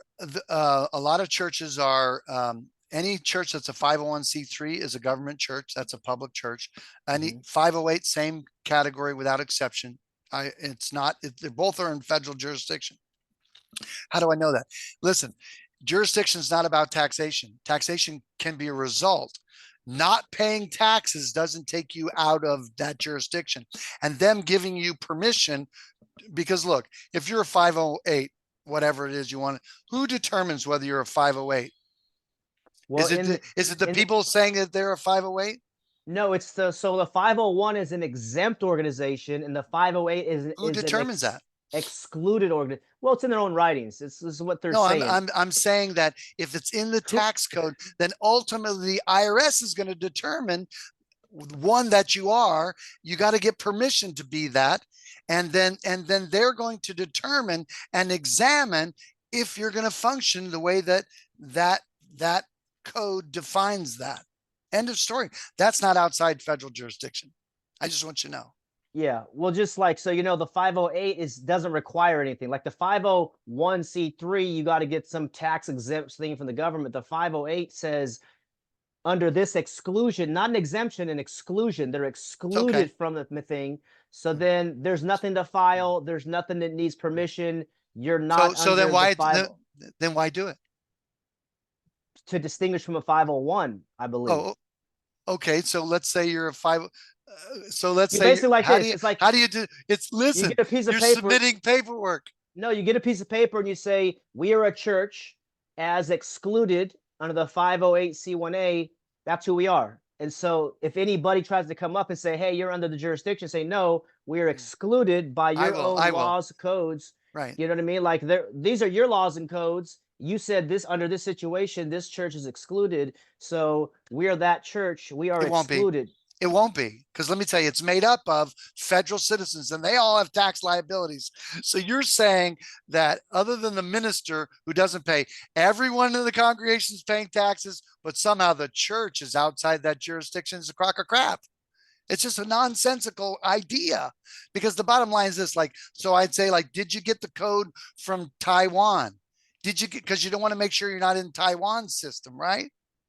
Did you get the code from, from the Philippines? And where else did you get a code from that you're not in that jurisdiction? Yeah. Okay. So Doesn't how do we make unplug sense. church? How do we unplug I'm churches? saying, That's listen, my first of question. all, well, the way it is they have to stop being federal citizens. And how do they And do that? well, by their declaration with their passport process is one way. That's the way Like we've been helping individuals. all the church members must I don't declare. say must. You can just say no and just, go, do it by force. I'm just saying it's an easy pathway to make. When you do your passport process, you are making an oath about your citizenship. And so therefore that's the opportunity that we take. I'm not in the oh, this is the only way or whatever it is. People do all kinds of things. I'm saying the way that we would help people is they would all pull out of the federal zone, and we would do that with the State Department accordingly. That's one part. The other thing is that their church does or has submitted documents with IRS, and among other things, not just that. But then there's other, if you have to look at welfare and all kinds of other things that are going on in the church, in order for the church to be sovereign or separate or holy or sanctified, it has to pull out of these systems. And they have tentacles and all sorts of things. So when people understand the limitations of federal jurisdiction, it'll be very easy to stay out of it. That's all I'm saying. So there's a lot of different things. Every time, if you don't make that distinction when you register to vote, if you're claiming to be a federal citizen on your driver's license, so there's multiplicity of places that you're claiming to be a federal citizen. It has to be congruent. So it's multifaceted in that capacity. But that's what I would do, is all the individuals have to pull out of the federal zone as well. Of the church Mhm. members would have to file a Sure. new passport application and separate themselves from the federal jurisdiction. They would make that declaration. And then whenever they're asked again, they would get clear about what they're asking, the codes that govern those things that are asking, and then just have a declaration or an explanatory statement, as we have with many of the things that we do. And do you think the law enforcement officers, they actually are concerned about the federal citizen versus the state citizen, or they're just being sicked on somebody to go No, get them I because, don't. oh, he's a federal citizen, I can't do anything, No, I'm a federal he's marshal. he's now. You just said law enforcement. So which jurisdiction law enforcement are you referring to? Either or, like Marshall. FBI, Okay, Marshall. FBI or state. I Mhm, mean, this. mhm. I mean, either Oh way. yeah. Do you think it's like the part of their Do you think that the protocol? person the person that you're dealing with out here is not knowledgeable of this subject matter? All people in government and military only have information on a need to know basis. So Yeah, they're intentionally, the most ignorant people in government are the people you have to deal with. yeah, That's the way the systems work. So you're not going to deal with a legal matter with the guy toting the gun. No, he's going to do what he does no matter what. Now, if you're going to make a distinction, then you're going to deal with attorneys and the people who are administrative. That's where those remedies will come about. When I travel, I have a federal passport. They deal with me like I'm just one of many. I don't know what shows up in these databases. hmm And I don't have any knowledge about whether I'm handled better or poorly. Most of the hmm time, when you have a cop at your door, it's some level. Of course, this is not all the time. That's a self-government issue. yeah, People like to drive with shitty cars. They drive with their no tags in place. So they're inviting cops to come to see them. And then they'll deal with the cop, however that will go, or they'll deal with the court and however that will go. And that's what plays out for a lot of freedom people. They get energy. They feel really good about resisting government. And that's part of how they define their pursuit of happiness. They like that. And that's why it's around them, because they invite it. When people, I tend to go with what Morpheus said when he was talking to Neo, where Neo says, "What are you trying to tell me, that I can dodge bullets?" I'm saying that when you're ready, you won't have to. And that's the way this stuff is. It's boring. It's just like it's just not being bothered by people. And I know how to govern myself. So that's typically what happens for us. It's not a fight and a resistance. That's not what's playing out. This is administrative, and we keep it that way. And then we get along with other people. We don't, I'm not trying, if I was going to travel to a foreign country and drive a car in their property, how unkind would it be for me to drive contrary to their established laws and how they live in their community? I may not even like it. I can drive the way I want in France no matter what, and you shouldn't be bothering me because I am my own king. I mean, that's not the way lovely people are with each other. You don't go into a tribe, a small tribe, and say, listen, I'm going to do whatever I want. I don't care about your customs and things. That's not self-government. And the thing about, there are freedom-minded people that think that they're just globalists. Like, I can go anywhere I want. You can't go anywhere you want. And nobody wants you. Because the thing about it is that everyone has a right to disassociate. This neighborhood has an exclusive neighborhood, what do they call it? Like a gated community. Why? Because they don't want people in their community. So it's nice the way they like it with the wealthy people. They like, that's their right to disassociate with others. You can't just come into their community, and that's what they're paying for. And that's what they like. I'm not saying they're always friendly, nor does it say that I want to be, but that's a government they created in their community. And the same thing goes with states. Some states don't want other kind of people's belief systems in their states. Listen, there are people who don't like Muslim faith, or maybe they don't like the Jewish faith, or maybe they don't like the Christian faith. And therefore they're going to say, we don't want that. And therefore we have a right to disassociate with you. What are we going to do? Force ourselves in then on those people? No, they have a right to disassociate. So nations also have elected people, allegedly, that they create laws that separate themselves from other nations. That's a good thing. Always decentralizing, always, because it's the globalists that want to eliminate everything local and just have one big global control. That's the beauty of separate nations, is that it prevents more of that global control. And then the first thing I do with your state is divide that up. Let the county be more strong than the state. Let the town be stronger than the county. The farther away the government, the weaker to almost just talking. The strongest government should be the local government, your own neighborhood, your own family, your own life. That's the strongest government. And that's the proper way.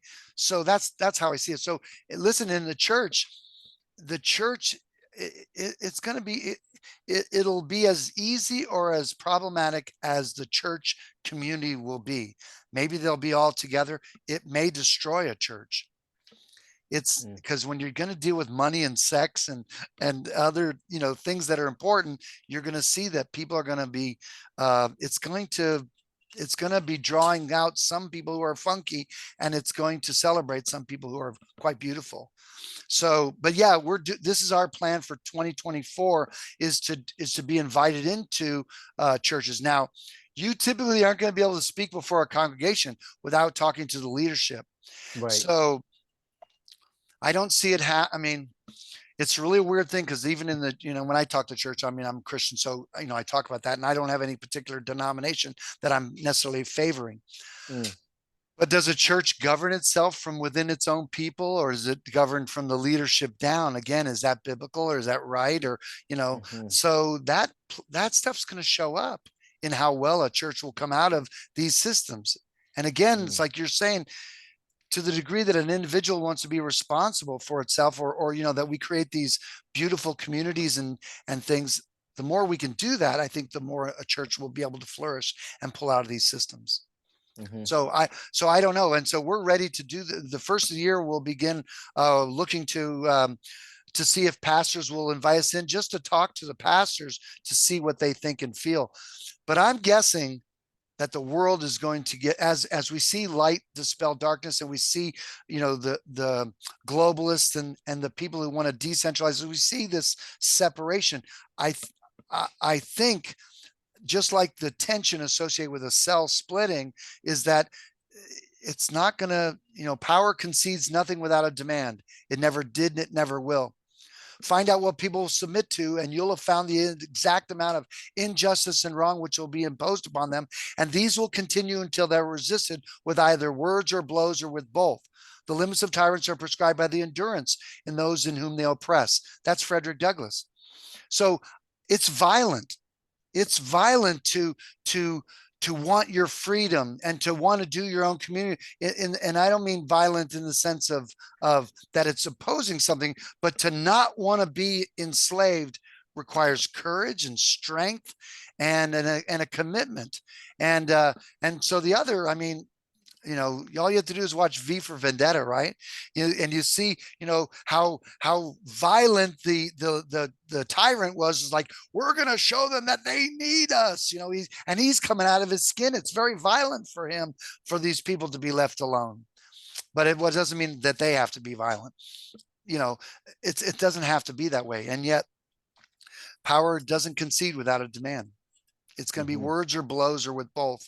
And that's what history has shown. And I don't see that that the human condition is different than it's ever been. The difference in the world right now is the fact that we can communicate with each other worldwide. That's never, ever happened before in the life of freedom. And so the internet, that's a game changer, that you can videotape and be able to talk to people worldwide without control. And God forbid, you know, they want to control the internet. I mean, we already see some level of control in that. So that's freedom's got to come from there or be maintained. The lack of censorship has got to be maintained. And it's challenging. I mean, because, you know, when you'll watch, and I use this as a license, but you know, when you talk about the good and the bad about pornography, right? And look, I've talked to, you know, Christians and all. It's like, you know, the good and bad of pornography. It's like, man, I'm telling you, it's a good juxtaposed situation. Now, you don't have to advocate the freedom to do something or having the ability to do something when over here you have this tyranny, because the tyranny is going to make like it's righteous and it's going to shut this down. And by being empowered to shut this bad thing down, now we're going to have censorship because they just brought the controls in. It's the same thing with abortion.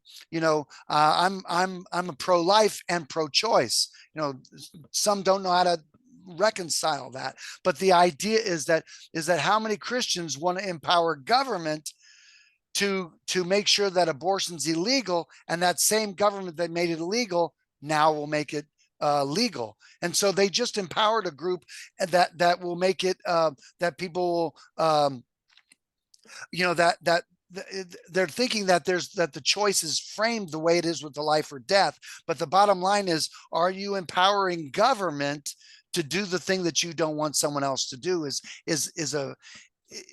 not a safe place. So in the area of censorship, this is why censorship is so powerful, is that they want to frame, like, if you say bad words, or and the accuser of the brethren always is trying to shut down what they do.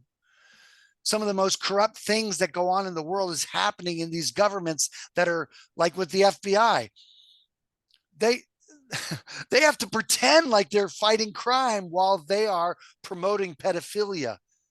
Absolutely. They're protecting the deep state. In the J6 stuff, putting undercover agents in the rally for Trump. And I'm not a Trumper. I'm just like, stop setting up people and then trying to catch the people that you're setting up. And so this is what they're doing. They're pretending to actually be protectors when then they are the aggressors. So this is the I think the demise of statism, hopefully, in our lifetime. But it has to start in the minds of people to realize you can govern yourself, you can engage in voluntary relationships. I think as we see in the past, like governments, they need people's money and they need people's bodies and weapons. Oh, they need their agreement. They give tasks agreement and all that stuff. Yeah. Oh, this is okay. No, this absolutely. Is the that's why, of Independence. Well, exactly. So that's why I would tend to say the Declaration is sacred. I don't think of the Constitution as sacred at all. Yeah, okay? Me neither. Because I think it's a bad document, man. The principles of why. Now, if you want to read, you know, because when the Constitution was set up, it said one thing. Remember, they wanted to pass the Constitution as is, before the 10 Bill of Rights or the Amendments. Yeah. amendments. Hmm. So if you listen to the conversation between the Constitution and why they wanted the Bill of Rights, which shouldn't be called the Bill of Rights, it should have been called the Bill of Government Chains, would have been a much better title. Now you're Yeah. not looking for it to be like something for you. But if you look at why the Bill of Rights, you'll know that it's got nothing to do with government. It's got, this is, we know they violate us, and this is where we want to restrict it. But Article 1, Section 8, Clause 17 gives them the ability to not abide by the Constitution in their jurisdiction. And so they constantly are moving their jurisdiction out with their money and with their citizens. So stop being a federal citizen and you won't be under that kind of taxation, regulation, or control. So it's astonishing that way. But one of the things, when governments are asking you for a lot of information about you, Yeah. you give them whatever it is you want to give them that feels comfortable on some level. Then Okay. what you do is then just say to them, well, listen, if you need more information about me, just contact the NSA because they got everything and I'm sure they'll share it with you. So that's all you have to do. Just contact the NSA. I would even, I should have a card that should say, give the contact information for the NSA. And when someone wants more information, just give them the NSA's card and say, here, just contact them. I'm sure they got it all. Unbelievable. Yeah, So yeah. this seems the move towards privacy. Okay, so I mentioned Monero, and I think there's another coin or chain called Darrow, which I'm learning about. That one's like with Ethereum and Pirate Chain. Yeah, I'm a big advocate of Pirate. Yeah. Yeah, where it's like they can't even see the transaction. So let's say I send you $1,000 for services rendered. Right. They can't see anything going on, and there's nothing to take. So I really love that idea. Yeah, I do and too. then with let's say like Martin Luther King or Gandhi, very courageous guys who probably lost their life for standing in what they believe in. But Gandhi was on the other side of Malcolm X, and that was nonviolence or nonviolence versus, by any means necessary. And I think they're both right in their own way. But the state at that point controlled the media, and so they could spin the narrative, and now they're losing control. So it's like now they can't spin it because you have podcasts, you have this kind of conversation that you and I can have. So it's not just the television, radio, and newspapers now it's a bunch of different platforms. So I think censorship is a key indicator that we're winning, because if they lose the freedom of speech conversation, it's over for, I think, statism long term. And I actually have read the Declaration of Independence. I've read the Constitution. I've read the Mayflower Compact, the Magna Carta, all these things. And I see the slow evolution, the tyrants trying to control. And it's just like one by one, the market and humanity are pulling the fingers away and say, we will be free. One of the great lines in the Declaration of Independence, it says that the just powers of government are derived from the consent of the governed. That's right. And so this goes back to you audience members, that if you didn't consent, then nobody has authority over you. But if you want to, consent in a voluntary way, let's say the neighborhood conversation, I want to ask you about that before we cut loose. Well, the context of that consent, okay, it says is in the context only. It's not consent of all government things. It's a just government. And it talks about that, life, liberty, and the pursuit of happiness, that whenever any form of government becomes destructive of these ends, is the right of the people to alter and abolish it.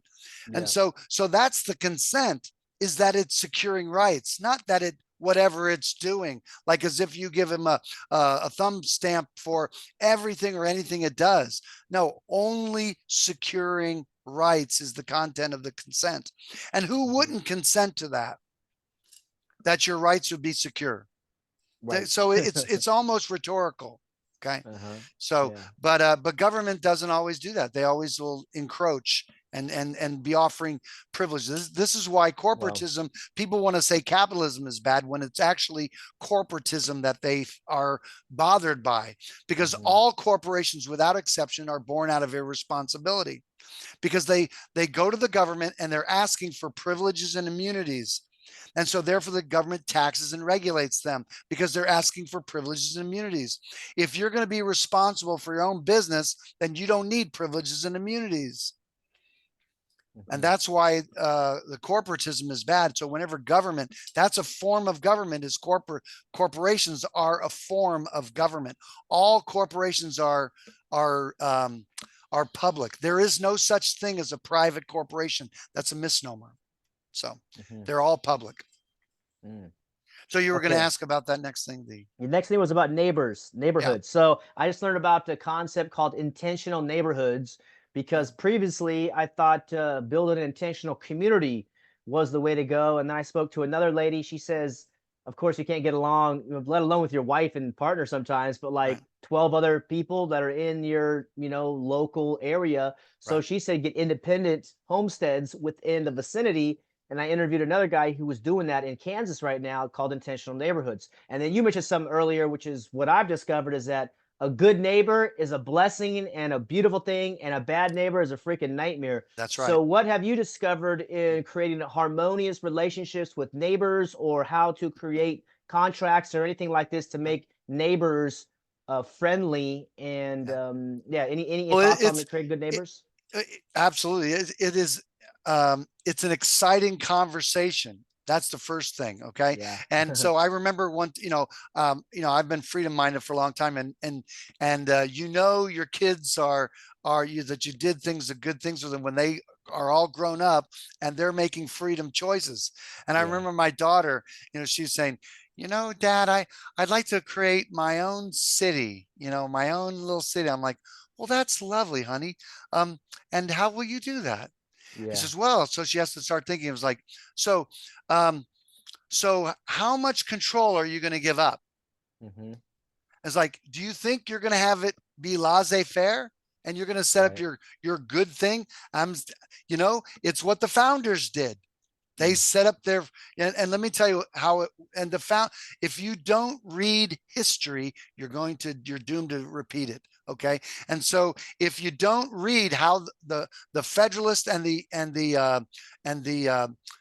Federalist and the just can't believe I'm spacing it. The Anti-federalists or Anti-Federalists. If you'd mhm. never read them, then you don't know what the Anti-Federalists were saying about not creating a central government. They were Yeah. afraid that they were going back into the same thing. So if you don't get to read those things, you won't know. And so the idea is the founders said that this form of government that we have in America only works with a religious or moral people. Yeah, moral So people. Hmm. so that is the foundation of any association that will be able to be working, is a religious Mm. and moral people.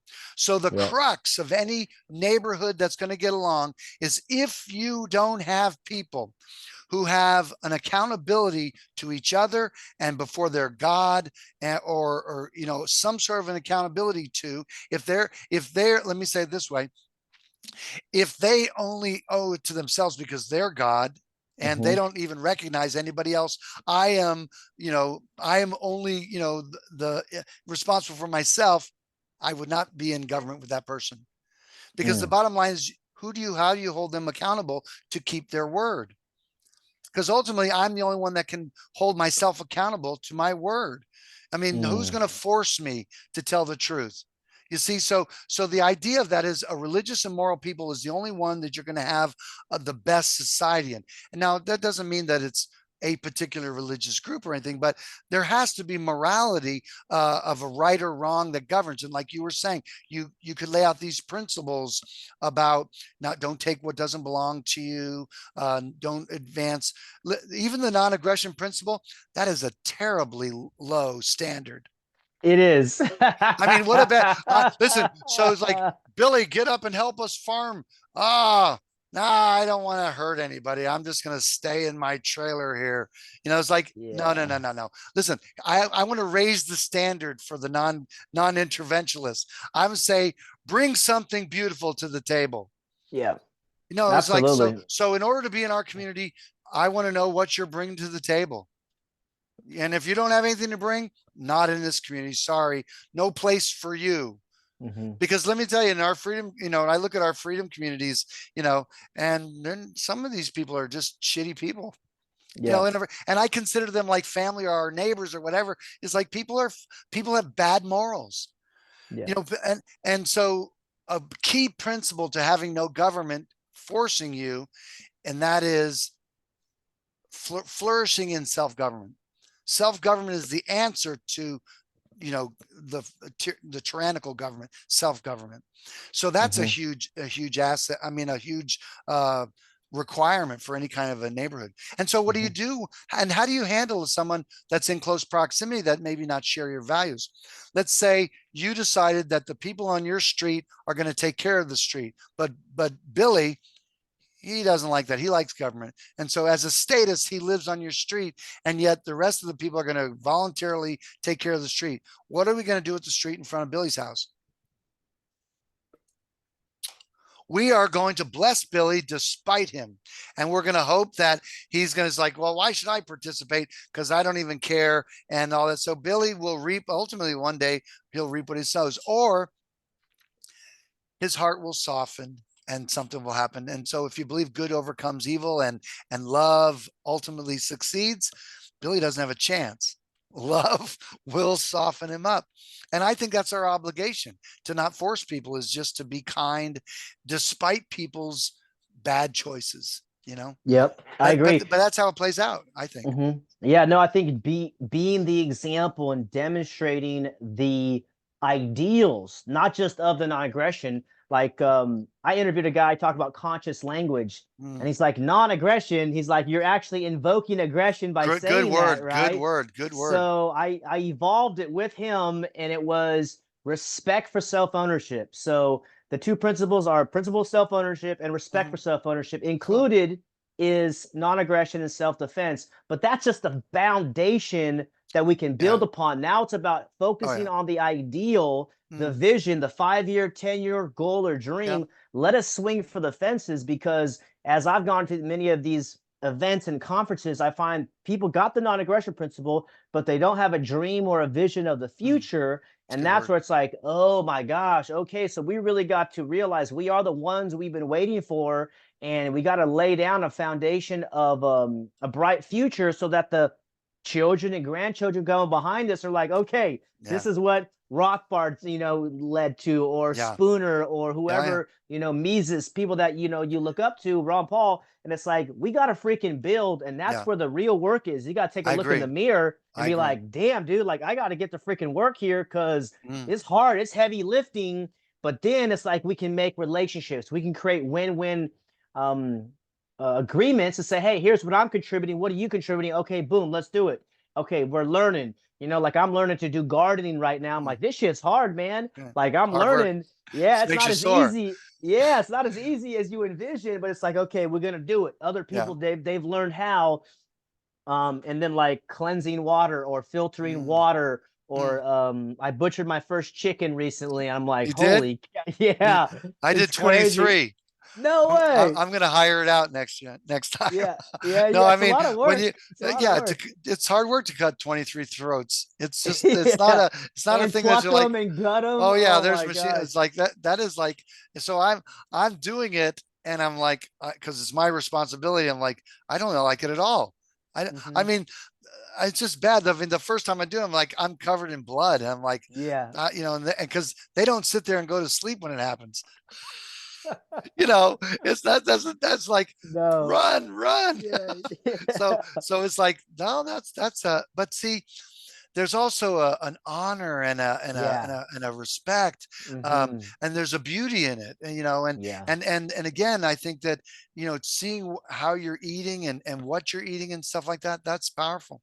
I want to say still that history has shown us, if you look at the kind of people that were coming to America before the colonies, before the Declaration of Independence, a lot of the derelicts of Europe were being sent to America, and some were escaping, with just a hope of having private property. Had never happened on the planet, to where the commoner, if you will, was going to be able to possess his own land.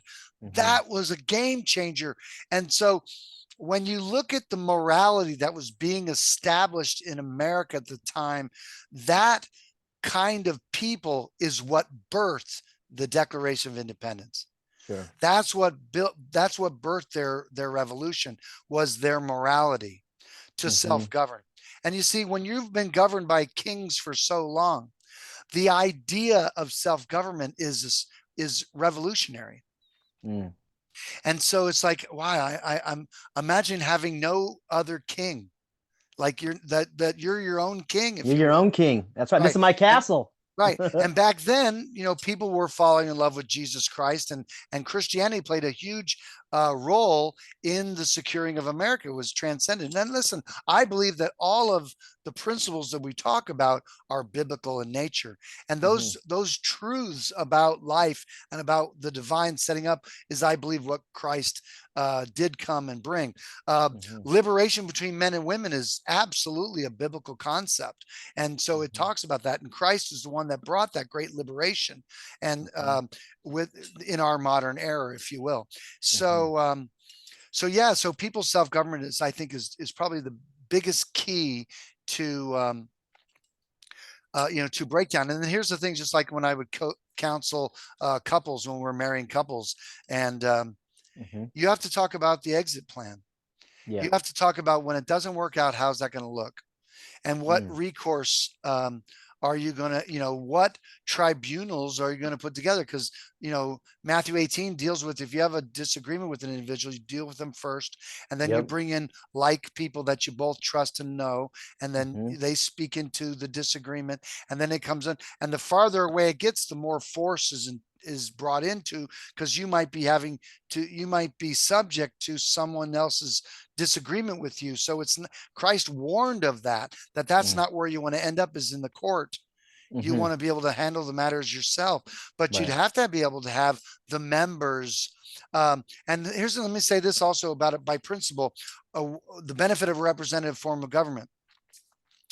The reason that voting or choosing your representative is so important is because if you practice democracy, that means that every matter in your community has to be handled by everybody.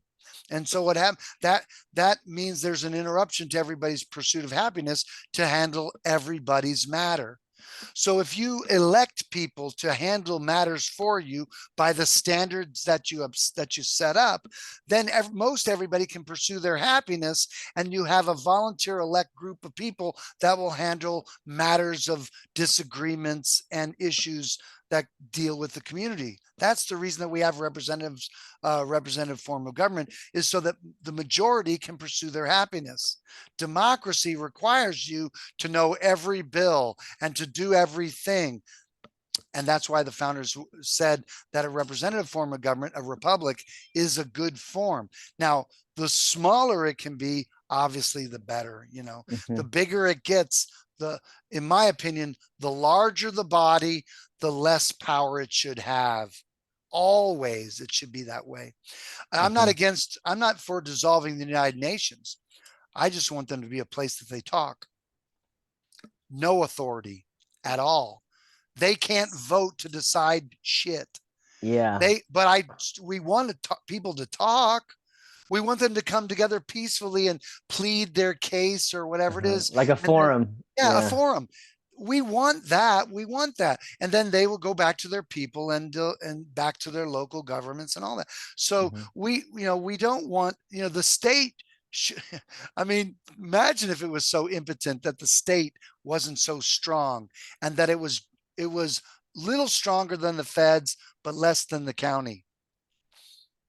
We only have 10 counties in New Hampshire. Imagine if we had 10 separate counties. I mean, look at all the salt you can buy if we as a group of towns could buy salt with just a few of us. So there's benefits of the collectivism of your buying power and things like that. But when you allow the larger body, it requires more moral people, even stronger, um, fierce people who are fiercely for securing rights to oversee the bigger collective. It cannot be immature. You can't send criminals. I mean, what does it say about our culture if we know that politicians lie? What is wrong with us? The truth of the matter is, those people in DC are the best of us. What? We You think suck. Joe Biden is the best of us? Oh, Oh yeah. You know no. why? You know why? What kind of people would vote for Joe Biden? I think it was stolen, man. I No, think no, no, just no, like no. the I Ron don't want to Paul get election into specific about Joe Biden. There's like, he or doesn't know. He doesn't. Obama. I I'm talking mean, anybody. I'm talking about Obama's any. a great, I'm talking about speaker. anybody. But I think you're on it with like the moral foundation. This That's is what my that's what conclusion. I'm saying is that I know it's like I'm saying they're the best of us, because the reason I'm saying that is the reason that pedophilia is happening in the swamp is because pedophilia is happening out here. I'm saying people lie in their own capacities. That's why they recognize that people lie in these places. So they're not better than us, but they are. Look, if we're electing them, we're saying they're the best of us. And that Did not sucks. participate at all in this No, election, man. listen again. I'm not. Don't digress. What I'm saying, I mean, I'm saying the people are the problem, not those idiots in DC. It can get Hmm. shut down in a moment's notice, but the Hmm. people are immoral. That's why they keep electing immoral people. Yeah. Because look, when they had Clinton in there, they were saying, look, does Clinton's personal life matter? Look, you listen, this is a fact. If you're in the Hmm. military, or if you're in let's say FBI or some of these agencies, right? And you Yeah. have a security clearance and you're Hmm. having an affair, they won't give you a security clearance if you're not faithful in your relationship. You know why they do that? Why? Because if you'll screw over your own spouse, what hope do they have that you're going to, I'm serious. What hope do they have that you're not going to screw over the affairs of the state? Nation. That's a Hell good point. yeah. That's That's a what I'm good point. saying. That's what I'm saying. Yeah. And of course, we know that the FBI and the deep state, they actually they attach to the political people and they get them in compromising situations and compliment so they can control. So that's Blackmail them. right. Yes. So that's Hmm. why I'm saying that immoral people would not send these people there. Yeah. I agree. That's all I'm Okay, I hear you. saying. That's all I I'm hear you. saying. That's So a good that's point. why I Okay. put the pressure on. That's why I'm not for term limits and all that stuff. We have term limits. It's called freaking voting. The bottom line is, if the people are moral, those idiots will become moral. If the people are moral, that Hmm. will happen. Yeah. It will happen because Yeah. look, I look see. at you. Your standard was like, I'm only going to vote for Ron Paul. That's the kind of thing. Well, what? You can't vote for Ron Paul because he's not the lesser of the evils. That's the conversation that immoral people have. I'm voting for the lesser of two evils. Listen, I want to vote for Bill because Bill raped less people than Frank. Frank raped far more people than Bill. So we want Bill in there, right? That's what they're That's the saying. yeah, that's the statist perspective, lesser of two evils. One thing here, That's the so immorality. yeah, That's right. making Yeah. contracts. Yeah, making contracts. I think the moving forward is to create, let's say you and I do a contract, Mhm. and then we put in there if there's conflict, we're going to have, let's say Howard be a third party, arbitrator or something like that. Putting something, because humans have conflict, They right? We're do. going to have They do. conflict. So understanding it's not a utopia. So in this, let's say this neighborhood or in this business or whatever the relationship is, we can put into the agreement this is going to be our arbitrator, and we can actually exclude the city, county, state, and federal governments by our unlimited right to contract. So Oh, this is yeah, mhm. and yet, you'll create a community. Every member in that community is going to have a right to sue the shit out of not only any individual in there, but they're going to be able to sue that community too of its assets, and they'll retain we that. And so again, self government will keep the state out. The state will always be able to be invited in. That's a power that people will have, and yet the choice not to. Ask how many freedom-minded people would be willing to sue despite, or take it on the chin that they could sue and they choose not to sue because it's a moral high ground. That's a yeah, different place. That's a yeah, morality. yeah. I mean, I've played that out. I do my stuff worldwide. I have legal stuff I do. I write, and my stuff is copyrighted, and people steal my work, and will make money selling my material, my work. And I know that. And my wife will say, "Are you going to sue them and shut them down?" And I'm like, I could, and I could prevail. I said, but I have to leave the field, and I'd rather stay in the field of helping people and just live my faith, and they will reap what they sow. And I don't have to be distracted by that. I will just move forward and deal with helping people be free. That's a choice. And Mm. so it's not always a fun choice, but you know, it works out, and it Yeah. does. And people will reap what they sow. I believe in that. Yeah. And you can't, I don't know that you can always do that, but it's a challenging thing. There has to be a morality. And there has to be some justice in some capacity, because what happens if any member of the particular group doesn't have a problem with any individual member, but they're in there and they have a problem with the way the group has been set up, and they Hmm. want to make a change. Yeah. And nobody else wants to change, but they do. And they don't want to Mm. leave the group. And so they all of a sudden start becoming obnoxious, not following by the rules. Well, it's like this. I think it was the Free State Project had Edward Snowden, and they brought him in and they paid him to speak exclusively at their group. And Uh-huh. so they asked everybody that came in not to record on their phones and all that stuff, because there was going to be a way for them to recover some of their asset by making it available how they wanted to. Yeah. And there were freedom-minded people that came in and secretly recorded, and they went around, didn't want to agree to those rules, and so the group excommunicates the person they thought was responsible for that. Hmm. How's that working in our community? How did it work out? I don't know. This is new to me. When was this? This is new to me. Oh, well, you can look up when Edward Snowden was speaking, and Ian Freeman, and that he was broadcasting with some of his reporters that he said he wasn't in control of, and yet he broadcast what a reporter brought to him. Uh-huh. Wow. How did that turn out? I don't know anything heck about this Well, situation. people reap what they sow, right? Hmm. And then it breaks my heart. Well, he's in prison now. That's sad. Oh. Oh, wow. Yeah. Not for the same thing, but Something life else. life plays out. And I'm not saying that this, but listen, life plays out. Sheesh. It's sad. Yeah, man. And it was a breakdown, and so they didn't. I wanted him to be a part of our community, and they excommunicated him. He wouldn't go into Pork Fest, and that's where Fork Fest came about, because they didn't want to do what. I mean, this is freedom people, Right. but Right. they So but they this don't is have agreements. the lack of honor and respecting Mhm, the agreements of the group and say we're going to do what we want. I had this happen in my mhm, community too. yeah. And like I'm not part of the group. I said, "No, you're in the group and now you're part of it." So, Right. I want to do what I want to do. Well, we have these norms and expectations that were set up before you got here. Oh, the norms and expectations. Yeah. Oh, that feels like tyranny to me. No, I know there are people that will Yeah. come in and not pay their admission. They'll sneak in and they'll think that they have a right to have access. And in essence, on some level, it's stealing. Yeah, But without a religious and moral people, it doesn't work. that's right. Freedom So doesn't work. I agree. So do you believe in objective morality or what is the guiding There's only moral one code? truth. There's not multiple Okay. truths. It's only one. And the creator has that truth. And we share it somewhat collectively, and some more know more than others, and some are learning and all that stuff. But no, I'm not a relativist. Like you have a truth, I have a truth. No, there's only one truth, and we both could be wrong.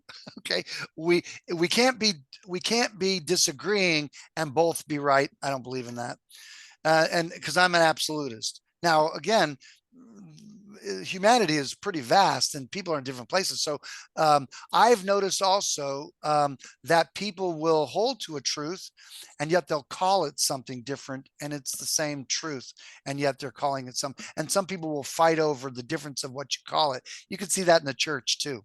Sure. They'll hold all these churches believe in the Bible and yet they have no unity. What's up Yeah. with that? Hmm. That's just because um, people are weird. Listen, it's a paradox, and I think the paradox reveals the divine, because you can't trust people and you have to trust people. And so it really calls us out to be in that flow of being okay with a lot, to know that we're sinful and that's bad, and that others are sinful and it's bad, and then you got to like kind of get along.